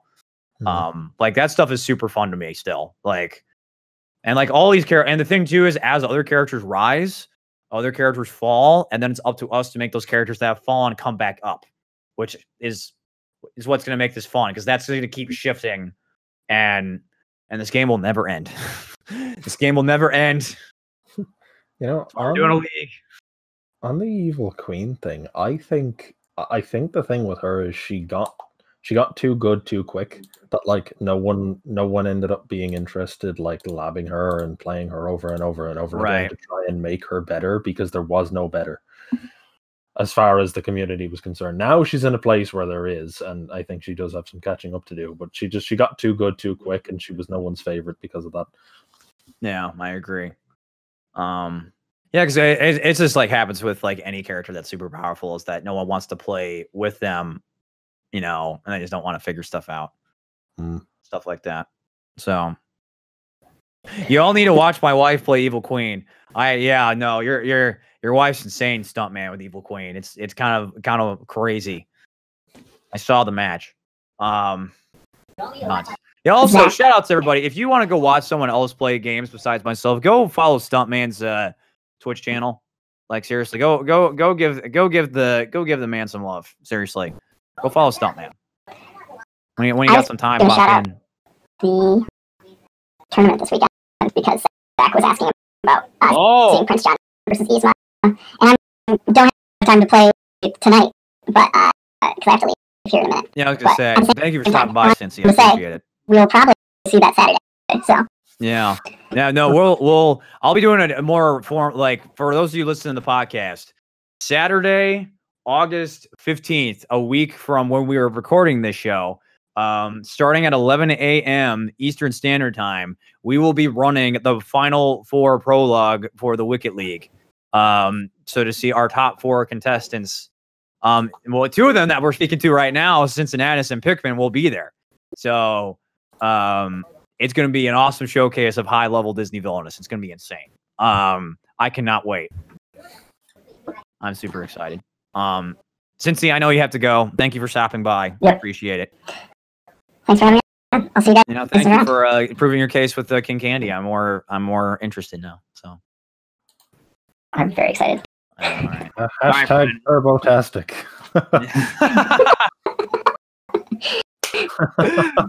Wow, that was great. That could not have been said any better. Now, we've had someone sitting in the background here that I want to actually now formally let them speak. The man that was on Aladdin live action reboot, played the genie, and occasionally does rap albums and stuff. It's Will Smith, everybody. Hey, howdy, hey, it's me. Hello there, Will Smith, the new sensation in Marvel Villainous. How are you? Yeah, I love Marvel Villainous. I'm doing good. Yeah. So, 2 weeks removed from Marvel, I haven't actually gotten to really talk to you a whole lot about this. Like, Marvel Villainous, you still really enjoying it? I'm very much enjoying it. I love it. I really do love it. Yeah. People are still going through the motions with it. I think that's nature going its course with tabletop games. People have, I think, a little bit kind of beat up on it a little bit is how I use it. Not like in a mean way, but no definitely come back around to it. Yeah. And have their griefs with Marvel, which I get. I love it. I love it though. I'm a big Marvel guy. I'm very much enjoying it more than Disney, and I love Disney. But gosh darn, am I loving this? I just like I said earlier, I think the biggest thing with me with Marvel is like with Disney, like multiplayer sessions, it's always been super inconsistent my enjoyment level. While Marvel, it's never in 2-player or even the multiplayer has never reached the hype excited levels that I've loved about Disney 2-player. But like the time that I've had with it, with all the games I've played so far, has been highly more consistent at a higher level. I always have fun playing Marvel. Like no matter what, I always have a good time. Yeah, absolutely. I will say, my opinion has not changed that much from when I talked about on the podcast, but I definitely, after with all this ruling stuff, I am not a huge fan of how this game came out. I'm not going to lie. Yeah, I do wish that it had come out cleaner if we had to wait a little while for that. Yeah, me too. Fine. I'm okay with that too. I wish it was cleaner, but even then, I understand why. I get it. Right. It doesn't bother me too much because I don't like the ruling confusion, but I'm gonna play the game and worry about that outside. I'll just play the game how I think it this works. game runs smoother than Disney. Yeah, it's super smooth. I was gonna say the only two things that really bother me that we like are a weird. It's more like one of them's wording and the other one's just like, why is it played this way? Is wording and the stone is found, like the way that's supposed to be done. Both of those are absolutely just weird. Yeah, super odd. I still subscribe to the home ruling of stone is found a little bit, just because that's such an awkward card as is. Right. But other than that, I think generally, I'm totally down with all of it. I like it. I know. I love this game. It's great. I played 4 games of Marvel today in the flesh. I need to play more soon. I know. I know Will Smith has been trying to hit me up to play some Marvel. We'll get together and try to do some more Marvel sometime. Yeah, we gotta do it. Absolutely for sure. Thickman, have your thoughts from after last night still feel the same? 4-player Disney's better? No, see, my thoughts last night were I enjoyed that game specifically more. Like, okay, all right. Thank you for clarifying. I think in general, I was sort of with Ditto, where it's sort of like it depends, and I don't know. You don't know. It's sort of like, I mean, that time when we played on stream, it was like, well, I didn't really have a great time there, but also I was Taskmaster, and I found that Taskmaster doesn't tend to go well for me. Maybe if I was Hela, I would enjoy it more, because when I play as Hela, those go a bit too well. Yeah, no. So maybe I don't know. Maybe if you just need to play the game more, but like, do you feel like when I'm talking about that consistency factor, do you feel like you're more in like what I was talking about with multiplayer Disney, where like sometimes there's really high highs and low lows? Is that where you're kind of are right now with it? Yes, I will say that. Like, yeah, definitely. I will say that because I finally got my hands on the physical game. That was not easy. I think everyone knows that. No, it was not easy at all. No, it's not. Gosh darn it, man. Yeah, I've played it. I've played it with like some friends, 2 or 3 times, and like I don't want to bring it down. None of them have liked it. Like none of them. Really? Wow. Yeah. Really? Gosh, man. Are these the same people you told me you played like Disney with? Mm-hmm. Yeah. Wow. One of them is like my friend who's participated in the league. His name is Dyslexic Dragon. Yep. I've also had Dyslexic Dragon. Yeah, I've also had his moment to shine, and then I've had some other friends who actually really like Disney. I've had a lot of people, like, very rarely do I play Disney and someone doesn't like it, and oftentimes it's like, oh, try this as a character and maybe you'll like it. But even with Marvel, I don't know, it's not gelling with. Are your friends Marvel fans though? I think that's a big factor with. Are they Marvel fans? Good question. Yes. Yeah. Okay. Yeah. Okay. That answers it, I think. Okay. Well, like, yeah. Well, some. One in particular. I won't start naming names of people. Okay. But one in particular is a pretty big Marvel fan, and they thought some of the fake cards were just ridiculous. They were like, they have the Spidey clones, and Spider-Man isn't here. No, don't get me started on that. They gotta save Spider-Man, man. Yeah, exactly. It's gotta come later. They gotta save Spider-Man when Venom shows up. These aren't my opinions. I'm just conveying information. Please let the audience know your opinions, Pikmin. Please. Or not your opinions. Just echo the opinions of the thousands of people in the pride of Ireland over there. Please do. Pikmin is representing all the villainous opinions from Ireland. Let that be known, chat. It has not gone down particularly well. I will say the biggest thing is that I'm finding the game an awful lot easier to explain. Like, I played it with someone who hadn't played before, like, today, and I was playing with Taskmaster, and it was just like, so what I have to do is I have to get an ally with strength 5 or more at 4 locations, and that was it. And I understood, and we were good to go. If I was playing as Dr. Facilier, I would have been there for 15 minutes. That's fair. Yep. I agree. I think, and honestly, like with my Marvel opinions, it's like, I think that's why the games run so much smoother, is because, like, literally what you said right there, like, I had someone when I first played it the day it officially came out that never played a villainous game before, and like picked up on the game like super quick with the different villains. And even the player, my neighbor that I've been playing villainous with, like, she had played all through all the Disney characters and like was having a little bit like, like she's learning the game for the first time. So some of the tasks are a little bit like, there's a lot of different steps to like step 1, step 2, step 3, and then you get to step 4. While in Marvel, everything for the most part is like, you can do it at all times. The only character that's very there's 2 characters that are very step specific, but one of them you can kind of work for. Well, actually, both of them you can work for all the goals at the same time, is Killmonger and Ultron. But even the way that those characters are set up, the goals are like, play 2 sentries, remove them, defeat Claw, defeat Black Panther. Like, there's not like, it's not complicated, right? there's not like an extra like 5 steps to do one thing, you know? It's not like Captain Hook where play the map, find Peter Pan, move Peter Pan, defeat Peter Pan. Like these are pretty straightforward stuff.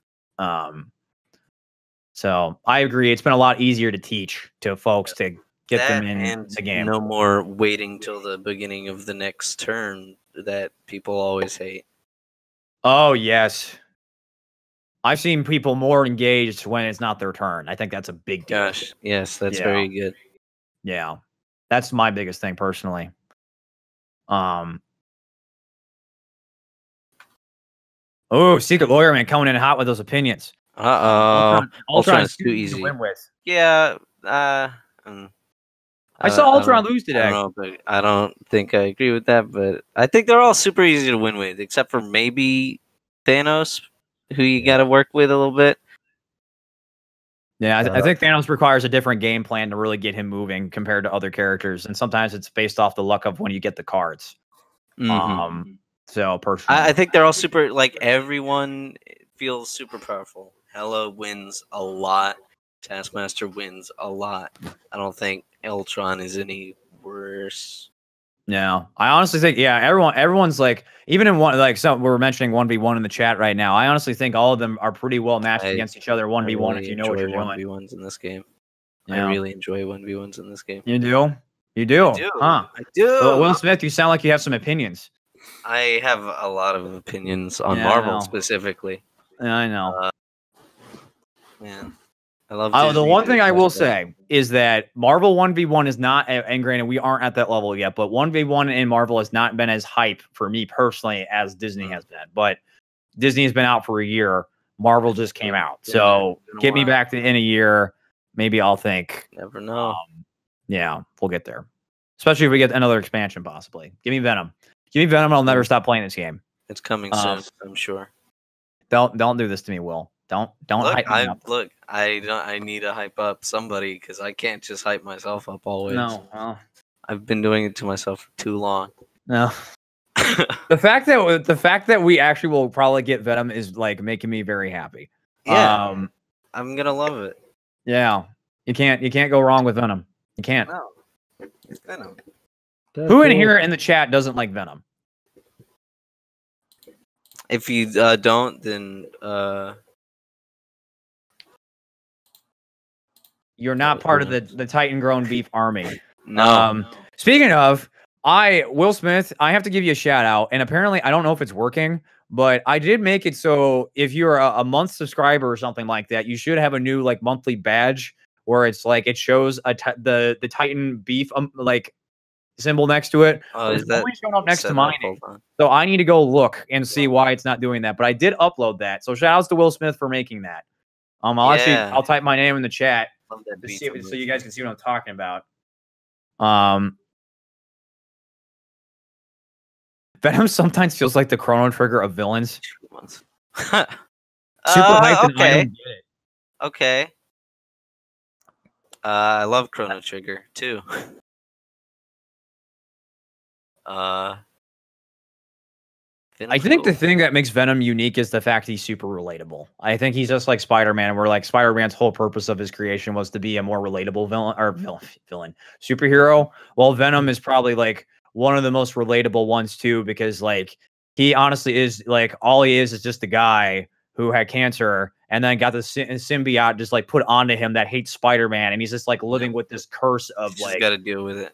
Yeah, he has to deal with it, and there's nothing that can stop him from not dealing with it. And like it's just like daily life of there's stuff that we always have to deal with that we don't want to deal with, you know. And sometimes we get really angry about it, which I don't blame. It happens. Yeah, but I will make sure I work on making sure people get that. If you did it this month, then it's probably just holding it till people subscribe next month. Maybe, possibly. I'm not sure. Who knows? I don't know how Twitch works. We'll figure it out, Twitch. I love you. Anyway, it's in the Discord channel, so beef it up. It is also in the Discord, so if you want to show off your Titan grown beef, man. Beef. I love that emote. It's a great emote.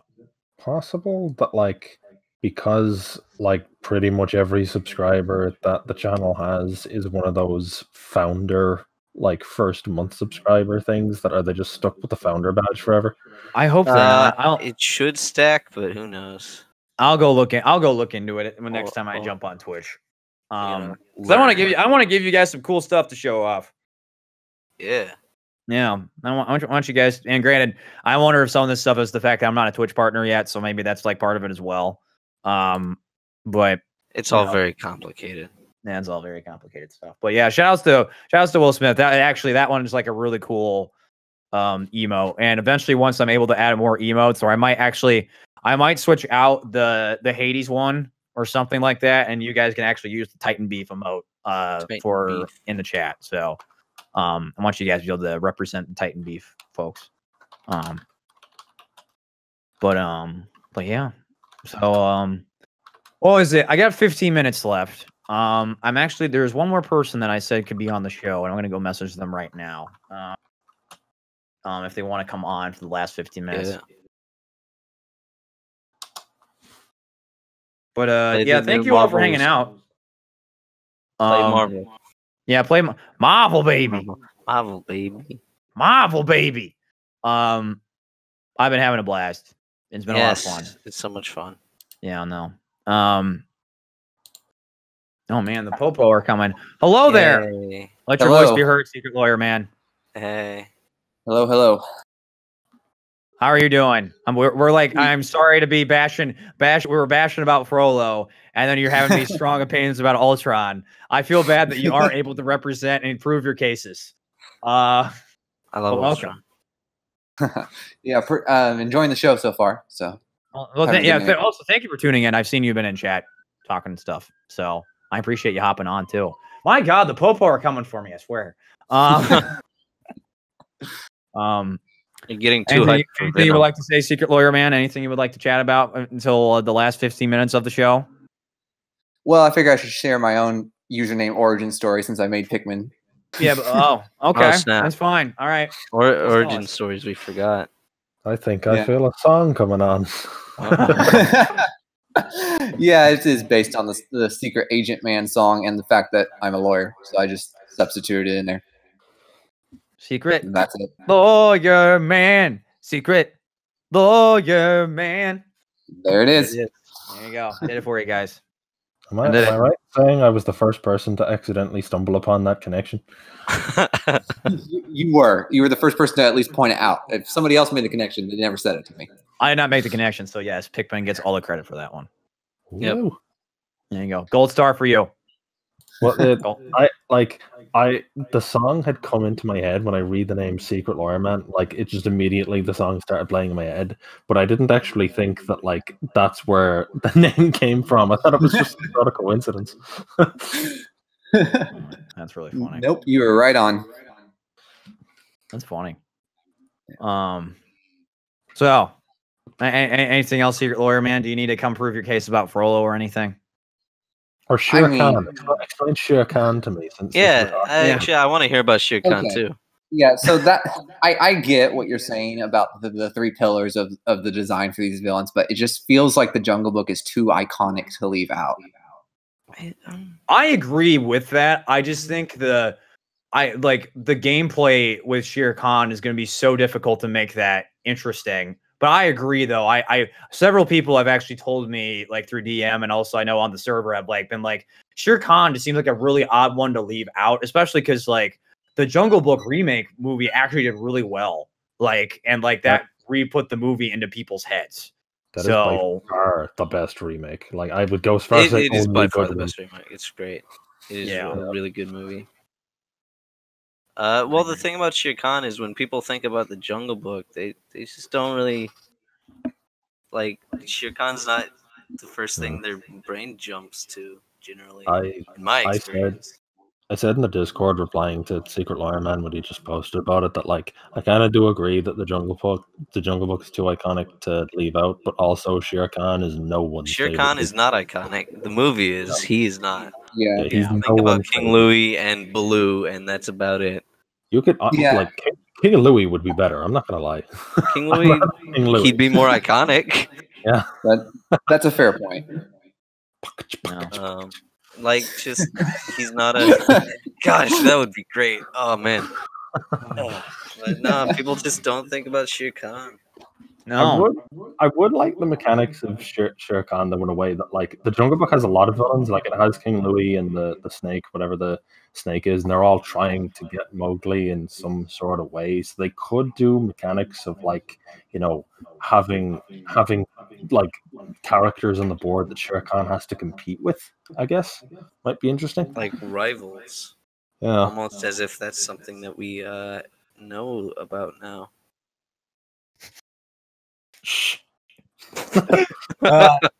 It's like Will's like, yeah, I'm calling you out, Marvel.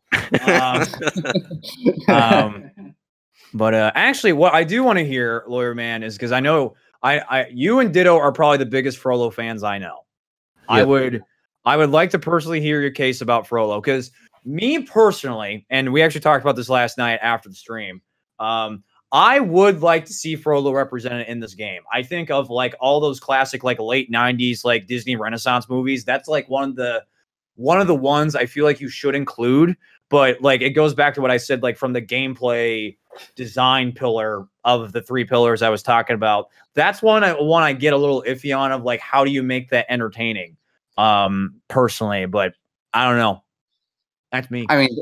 I mean, that's where my own lack of creativity comes up short. Oh no, Frollo is. I love Frollo, but I don't necessarily have a solution to those problems. Then that's why I'm not a game designer. No, that's true. Frollo would be super cool to see. I'd really enjoy it. He's a cool villain. Smitty, you're on the boat too? I'm on that boat. You're on the mostly boat? Because I don't really have any other stakes in that game.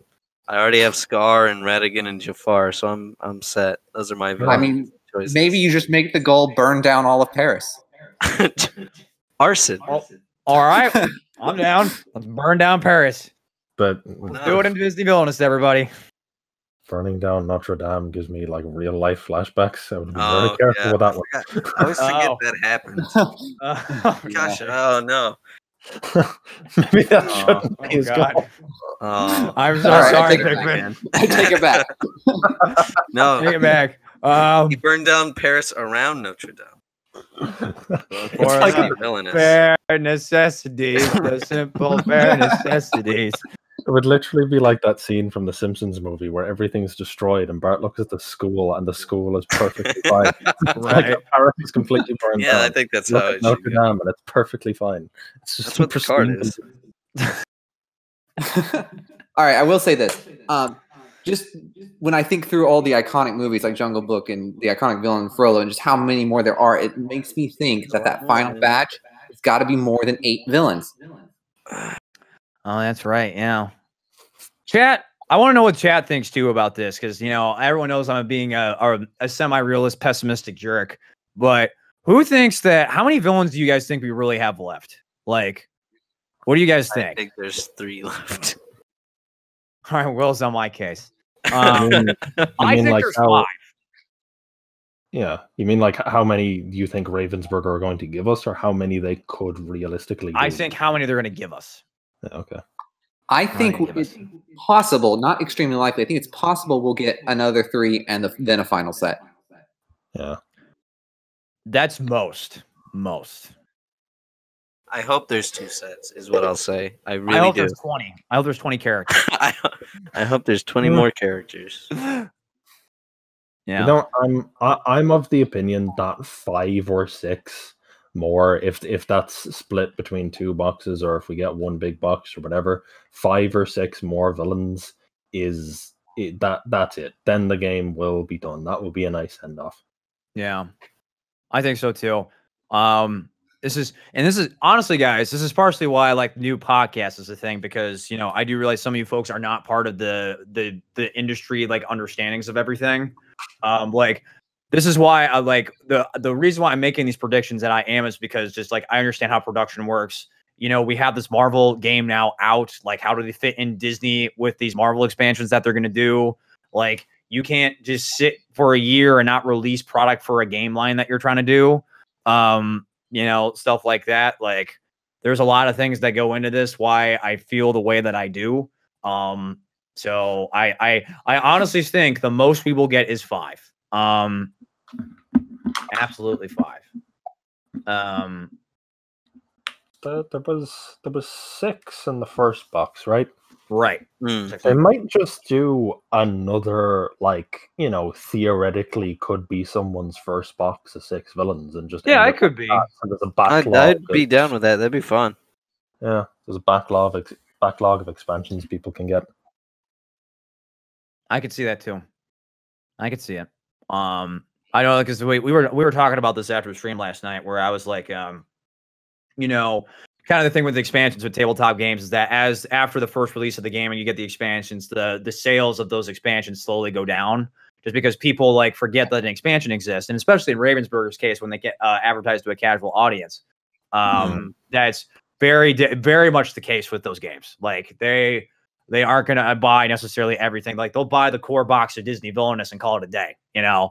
Now they'll advertise that there's other stuff, but like the only way they're going to be able to still make profit down the road, if they want to try to do one more finale, is to make a $35 box and bundle it all up. Yep. I think that'd be the best way to do it. I completely unironically feel sorry for families who like just have Wicked to the Core or something and have no idea. Oh God. They have Facilier and that's it. You've got Facilier, Evil Queen, and Hades. Like that's the family box, man. It's like, yep, that's the box we're gonna get. I'm like, oh, don't do this. This is it. Oh. But yeah, no, there is a future for Disney, so I try not to be super pessimistic about it, or at least try to not come off that way, because I do want to give you all hope, and there is hope. I know for a fact there is Gaston. He's coming. We know he's finished, whether he's coming or not. I've been told by my Ravensburger rep that Gaston exists. So that's all I really should say. That he does exist. Who else exists, I don't know, but he does exist. Do we have any traces of information about anybody else? No, honestly, and this is something I was going to bring up. I won't bring up particular names. You guys can go do that stuff on your own, just for the sake of their public, personas. 2 folks at Prospero that you folks may or may not know have been streaming a lot lately. One of them actually, I think, officially just went full-time streaming on Twitch. And I wonder what the deal is over there with Prospero and how the NDA stuff is working. Because I was told by their lead designer that they can't come on for podcast. And I wonder if it's because they are still under an NDA for unannounced Disney expansion that exists somewhere. So they've got to be. There's no way that you can just like leave your job and then go tell everyone. Like that can't be how that works. Yeah, no, yeah. That's absolutely not how that works. No, that's not how that works. It's like if you've not been on, like I've been under 2 NDAs in my life before. If you actually like those NDAs are basically meant for if you break them, they can sue. Like that's why the whole like the leak stuff with the Perfectly Wretched, and apparently there was some leaks from Marvel, I guess. Like that's why they get super finicky about that stuff, because like people can get sued over that, and that's like also not good for like license holders and stuff like that.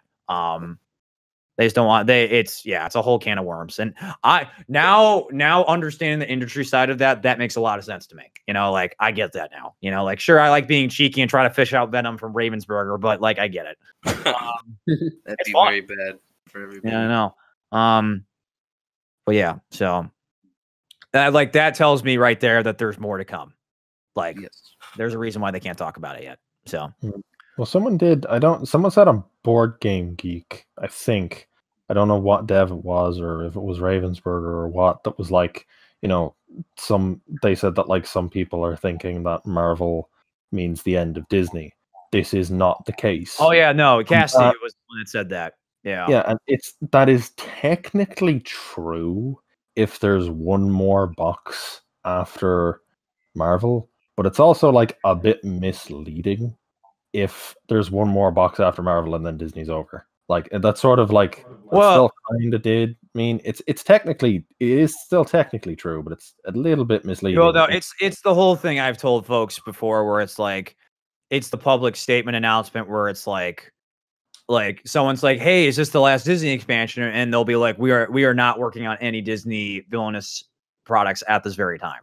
Like, and that's them not saying like we're done, we're never touching this again. It's saying that in a nice way, if that makes sense. Without being, sound like They're not giving anything away. Right. So, yeah. So someone says in the chat they want a Pirates of the Caribbean box. If we got Barbossa as a character, I would die. That would be great. I still want Oogie more than Barbossa, but man, Barbossa, that's a good one. That's a solid pick. I was telling a Pikmin and Secret Lawyer Man Ditto last night. If we got Barbossa and Master Control Program, I would lose it. Gosh, man, MVP would be cool. Oh, dude, I would love Tron in this game. Tron would be so sick. Please, Ravensburger, if you want my money, give us the goofy Tron. I want him. I want him so bad. No. That would be great. I just don't know that they'll go outside of the animated movies. I don't think they will. I don't think they will. Absolutely not. I wish they would do one of those, but no. Yeah, and I know no one likes it when I say this, but I'm not convinced that Disney hasn't already told Ravensburger to put Frozen into this game, whether they like it or not. Oh God! Don't do this to us right now. Don't do this. Hey, I'm just saying it's just they did it to Kingdom Hearts, so really, yeah. I didn't know that. Yeah, did you not hear the whole thing about Let It Go in that game? Yeah, so they went to Kingdom Hearts and said, "Hey, you have to put Frozen in," and then Kingdom Hearts was like, "Okay," and made a really cool Frozen story. And then Disney was like, no, scrap that and just put Let It Go in." Yep, and that was it. It's like what for? Like shot for shot, the same thing as the shot for shot, exactly the song. Yeah, like all rendered in the engine, right in the middle. Yep. Yeah. Like, it's so weird. It's really bizarre. And they did it with other songs from the movie, too. There's, like, the scene where they, like, flashback to Do You Want to Build a Snowman? And it's just so bizarre. Right. Like, even for a Kingdom Hearts game, it's weird. That's saying something. That's saying something for sure. Didn't they do the same thing in the Tangled world where when they sing the one song? Not as much. It's kind of the same deal. It's kind of the same deal where I'm sure Disney was like, "Hey, put in this famous song for us," but at least they used different shots and had Kingdom Hearts characters there. Yeah. Frozen was literally just the scene from the movie in the engine. The sort of unfortunate thing about all of that, as far as I'm concerned, is like demanding that the entirety of the song "Let It Go" be in a Kingdom Hearts game is like Disney clearly does not understand Kingdom Hearts target audience. Nope. Nope. No. Like, they don't understand how much literally no one who played that game appreciated it. Nope. It was so weird. As a Sonic fan, I understand this. I love Sonic. I do too. Sonic, put Sonic in Kingdom Hearts is, I think, what it comes down to. Will, I assume you played Sonic Forces, right? I loved Sonic Forces. I thought the gameplay of Sonic Forces was great, but my God. My God. There's some weird stuff in that game. I love that game. Oh my God. Okay, unpopular Sonic opinion, and then I think I'm going to start wrapping up the show. Sonic Unleashed is the best 3D Sonic game. Yep, I did like that game a lot. Yeah, I really. As long as it's not the Wii version, it's not the worst. No, thing not the in Wii world. version. No, not the Wii version. Gosh, that Wii version's a nightmare. Anyway, well, that's the version I played. I heard the Wii version's not bad, but you're not getting the full experience.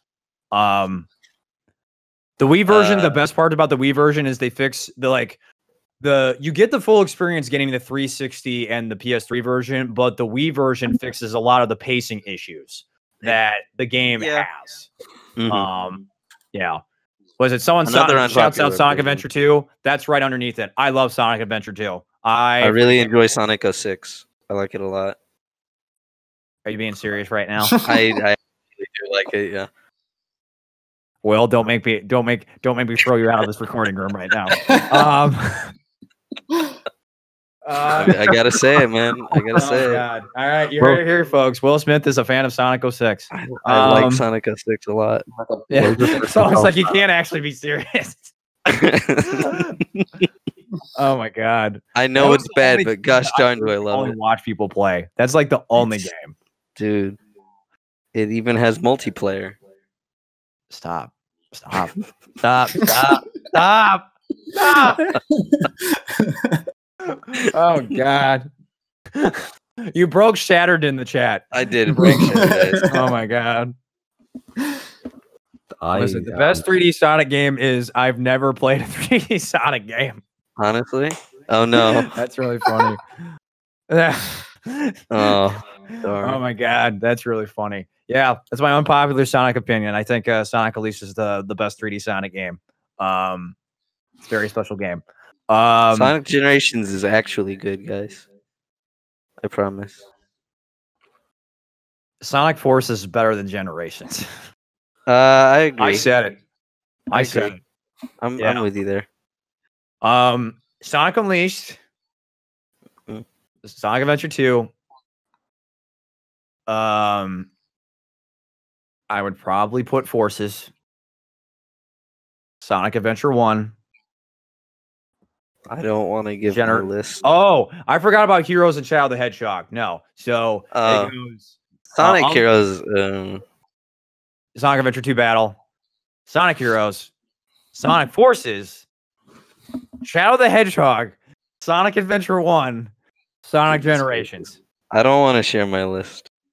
Why? Why? Is it bad? Is Sonic 06 the top one? Because if not, we're it's not the top one. Okay, thank God. But it is higher than I think people want it to be. Sonic Pinball is the top one. Sonic Pinball. This is just 3D Sonic games. Just 3D Sonic 3D games. Blast, man. No, I don't count that game. No, are you the one that's gonna put Sonic R at the top? No, heaven, no, please. Oh, Sonic Racing. No. Wait, don't you want to feel the sunshine? I do love that song because of that game. All right. If you guys want to see how big of a Sonic nerd I am, we're gonna end the stream on this. All right, hold on. I'm pulling up my iTunes library just to prove my it. Okay, I need to do it. Here we go. I have the entire Sonic soundtrack on my Apple Music as a playlist. All right, everybody. The entire anthology. So, I literally have. This is all the Sonic music I actually like. Some of this is stuff I've purchased. Right here. And also this doesn't include Shadow the Hedgehog because I also own the Shadow the Hedgehog soundtrack. There you go. Sonic and All-Stars Racing Transformed. Oh, that game's good. Oh, that game is sick. That game's good. You want a good racing game? Yes. This is a really good. Oh yeah, I don't know why the cover's not showing on this one. This is the Team Sonic Racing right here. I don't know why the cover's not showing. But yeah, Team Sonic Racing soundtrack. Team Sonic Racing is rad. Yep. Oh my God, those games are great. So bad that Team Sonic Racing came out last year right before Crash Team Racing. That game is really good. I haven't yet. But oh my God, there you go. That's how we're ending the Let's Get Wicked podcast tonight, everybody. Talking about Sonic the Hedgehog. I do want to talk about. I just want to mention Mario because Perfect Potato says he's a Mario guy. Any fans of Mario? Anyone? I like Mario Odyssey. Fun. I'm a Mario person too, by the way. I like Mario Sunshine. I don't like the 2D ones, honestly. I grew up with Mario Sunshine. That was a good game. Mario Sunshine's fun. It's a delightful time. Mario Sunshine and Mario 64 are games I will play over and over and over and over and over and over and over. I'll just sit down for like an hour and beat them games. They're great. I would rather play. I have a very unpopular opinion. I have a very unpopular opinion that all you're going to hate me for. Wait, hold on, I want to hear this. All right. Let's hear it. The only good 3D Mario game is Mario Galaxy. I do not like any of the Mario games. I've beaten 64, Sunshine, Galaxy 2, and Odyssey. I've beaten them all. I don't like. I did like Galaxy. I really like Galaxy a lot. Galaxy's a really damn good game. Galaxy 2 is better than Galaxy. Galaxy 2 is not a bad game. I am not a huge fan of 64. Odyssey, like everyone hyped Odyssey up way too much. I did not get on the same level of hype as Odyssey. And Mario Sunshine is just a better like graphics palette of Super Mario 64. Now, I'm not a huge fan of Super Mario 64. Who grew up with Crash Bandicoot, and that is my favorite style of platforming of like 3D like hallway jumping on stuff. Like that's my thing. Also a big Sonic fan. I like going fast. Yeah. I really have to say about like you saying that Super Mario Sunshine is just like a Mario 64. It's not. They are completely different. They're not. Games. And I know there's this thing called Flood. Not even just that. Like, I mean, there's like mechanics, man. Yeah, different. It's just they're just so different. So differently. I will say this: I've only beaten all the games once, and I 100% in 64. I did not 100% Sunshine, and I did not 100% Odyssey. But so if I went back and played them again, I might appreciate them more. And granted, this was like 10 years ago. Odyssey's really good. Odyssey's great. But and like I'm not saying any of these are bad games. I just don't think like I just my enjoyment of them I just don't think is very strong, and I just don't put them very high up on my list. I actually like the Mario RPG games better than the actual platforming games. Lots of people do. Yeah, but you say that and you haven't played 1,000 Year Door, and I'm like, no, I haven't played 1,000 Year Door. That's not bad. It's pretty good. I played all the Mario and Luigi RPG games except for Paper Jam. That's the only one I haven't played. You've got to play 1,000 Year Door. It's a beautiful game. Is it a beautiful game? Well, if I could find a copy of it that's not like $120, maybe I will buy it. Yeah, good luck with that. Yeah, because every time I go to like I have these local like retail like game stores that aren't GameStop that like sell all the old stuff, and every time I see 1,000 Year Door, it's like $90. I'm like, nope, I'm not spending $90 on that. Wonder how. No, the Mario RPGs are great though. Like the original one on Super Nintendo, and all the Mario and Luigi games have been fantastic. I was talking to Pikmin about this last night. That like. I was talking about my favorite games of all time, and like right after number 10 is like Mario and Luigi Bowser's Inside Story. That game is fantastic. Really good game. Absolutely fantastic. Yeah. I just realized I actually have a spare copy of 1,000 Year Door that I can loan you. Really? Ooh. Yeah. Oh my God. Maybe what I need to do is play that on stream. I have a GameCube. I can play that on. That is one of my favorite games to watch Let's Plays of. Like, yes, play it live. Oh my God, hold on, Chad. Hold on. Do I have? I have my Elgato capture card is in my closet. All I would have to do is hook it up, and I could stream games. Just know that. I would love to see that. Yeah. Do it. Lawyer man, at one point when the coronavirus is not trying to kill us, I think I will take you up on that. All right. So yeah, because we're actually not that far apart from each other necessarily. So I will tell you this though, folks, and I know the podcast is just now us tangenting about random stuff. That's why I love doing this stuff, though. I love podcasts. When Crash Bandicoot 4 comes out, you will damn well see me stream that game. I'm so excited. When they announced Dingo Dial as a playable character, I lost my shit. What Dingo Dial is playable? I can't wait for Crash 4. It's incredible. I am of the opinion that Crash 4 is already out. It's called Wrath of Cortex. You can get it on GameCube. No. Do I have? I actually bought a new copy of that a few months ago. Do I have it out still? I don't think I do. Hold on. Is it here? Oh yeah. If you guys want to know how big of a Sonic fan I am, here you go. No, I own them. Where's my copy of? Nice. It's here somewhere. I'll find it later. I'm not going to dig through it. Oh, this is one of my valued treasures right here. I love Persona 4. But yeah, no, I have I have my copy of Wrath of Cortex sitting around here. I have to go figure out where it is. Yeah, we don't talk about that game, Pikmin. That game doesn't exist. We don't talk about that. It's not that bad. It's not bad. It doesn't. What's weird about that game is that like it is essentially just trying to copy Crash Bandicoot Warped, and like it doesn't hold up very well because it's just not different. You know what I mean? Like it's definitely not a bad game. I think the only bad part of the game is if you own the original versions of the game, the loading's atrocious on PS2. But like everything else is just bland for a Crash game, which is not Crash. He's very animated. Music is absolutely fantastic in that game. As someone who doesn't know much about Crash at all, is Ripperoo significant in any way? Because I love him. God, I don't think so. No, he is not in the new game, but I do own him as a figure. To let you know, Will. Okay. There's my Ripperoo cart where I got all my Crash Bandicoot CTR figures just hanging out with me over here. Also,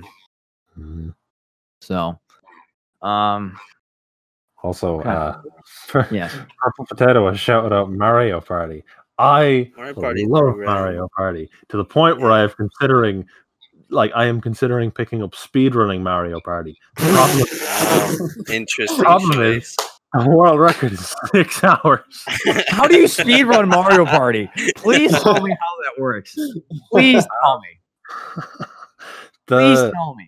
I also love Mario Party, which is funny. I love all the stuff that's not Mario platforming, but I love Mario Party and Mario Kart and Mario RPGs and Mario Golf and Mario Tennis and Mario Strikers, Mario Baseball. With the platforming games, Charge. I love Charge. Charge is really good. Yes, it's so good. Oh my god, that game! Fall Guys is super fun. I'm gonna say that real quick. It works. When it works, apparently. Yeah, when you can play. Yeah, I got to top 5 when I was playing on Tuesday. It was crazy. Wow. All right, everybody. I'm gonna try to wrap up the show now. After 15 minutes. Mario Golf. Don't let it stop. I want to talk about Mario Golf. Go ahead. Mario Golf's great, but Hot Shots Golf is better. I just said it. It's also the original Hot Shots Golf on PS1 were made by the same team that made Mario Golf, and then they went on to make all the new Hot Shots Golf games. So, I want us all play Mario Party too, Purple. We all have to play Mario Party on stream. I own a Super Mario Party. I just wish it was something we could do through the internet. We'll have to do it. That'd be nice. Yeah, Nintendo, get on it. Yeah. All right, everybody. Later on, I'm going to officially call the podcast stream and all that stuff now. It's getting late for me, and I would like to slightly try to go get some sleep. I got done kayaking for like 3 hours today, and I am slightly tired. But all I want to say is this. Thank you all for hanging out with us for as long as we did today. This is all thanks to you folks. It has been as entertaining, as awesome as it can be. I want to thank everyone who hopped on stream today. Thank you, Will, Pikmin, Lawyer Man, for hanging out the last. Thank you, Cincinnatus, and absolutely cannot end the stream without giving a shout out and happy birthday to Headmaster Ditto. It's been a pleasure. So, his username is my fault. Oh, really? It's your fault? Yeah, I gave him the Headmaster. That was me. Oh, the Headmaster part? Yeah, that was me. All right, there you go. More of the origin story. More origin story. But also, Pikmin, I agree. 4 is like the best one. Yeah, it is, and it's like you can tell that I've looked into speedrunning this. That I am very invested in Mario Party. Mario Party 4 is the most competitively viable Mario Party. Oh, really? Yeah, wow, that's interesting. It's because the way the boards are set up, and then also all of the bonus stars are like there's strategies around even getting ones like the happening star and stuff. Interesting. Yeah, it's definitely the most competitively viable one. We gotta find a way to play that through. As long as it's not 9 or 10, I'm down with Mario Party. We gotta find a way to run Mario Party 4 on like Dolphin Emulator or something like that. We have to find a way. It's possible, but it's hard on. It's going to be hard on Wi-Fi. I can say that much, but it's possible. Well, because I heard that like when people were playing More tangents before we end the podcast. I heard people playing Capcom versus SNK 2 on Dolphin Online, like said it ran like smooth as butter. So, I wonder. We can try it. We can try it behind the scenes. Well, I'll have to try it behind the scenes sometime. I love Mario Party 4. This is a good one. But all right. I'm gonna shut up and end the stream and the podcast. Thank you all for joining us on this wonderful, weird tangent of Disney villainous, Mario, Sonic, unpopular opinions, trying to prove that King Candy was real, and all the announcements. Thank you for 30 awesome episodes. And don't worry, even with the podcast going now on a monthly basis, it's not going anywhere. Thank you so much for joining in for all these episodes. It really does mean the world to me. It really does. So thank you so much. I really do appreciate it. And from the bottom of my heart, you know, I hope you all are you're being happy and healthy and being safe. And as freaking always, stay delightfully wicked. We will see you folks the next time on Let's Get Wicked. Yeah. Goodbye, stream and podcast and all that wonderful stuff. Bye. Someone distract him? No. I'm going to stop streaming. And we are no longer streaming. Yippee. And I'm going to tell Craig to leave. Bye, Craig.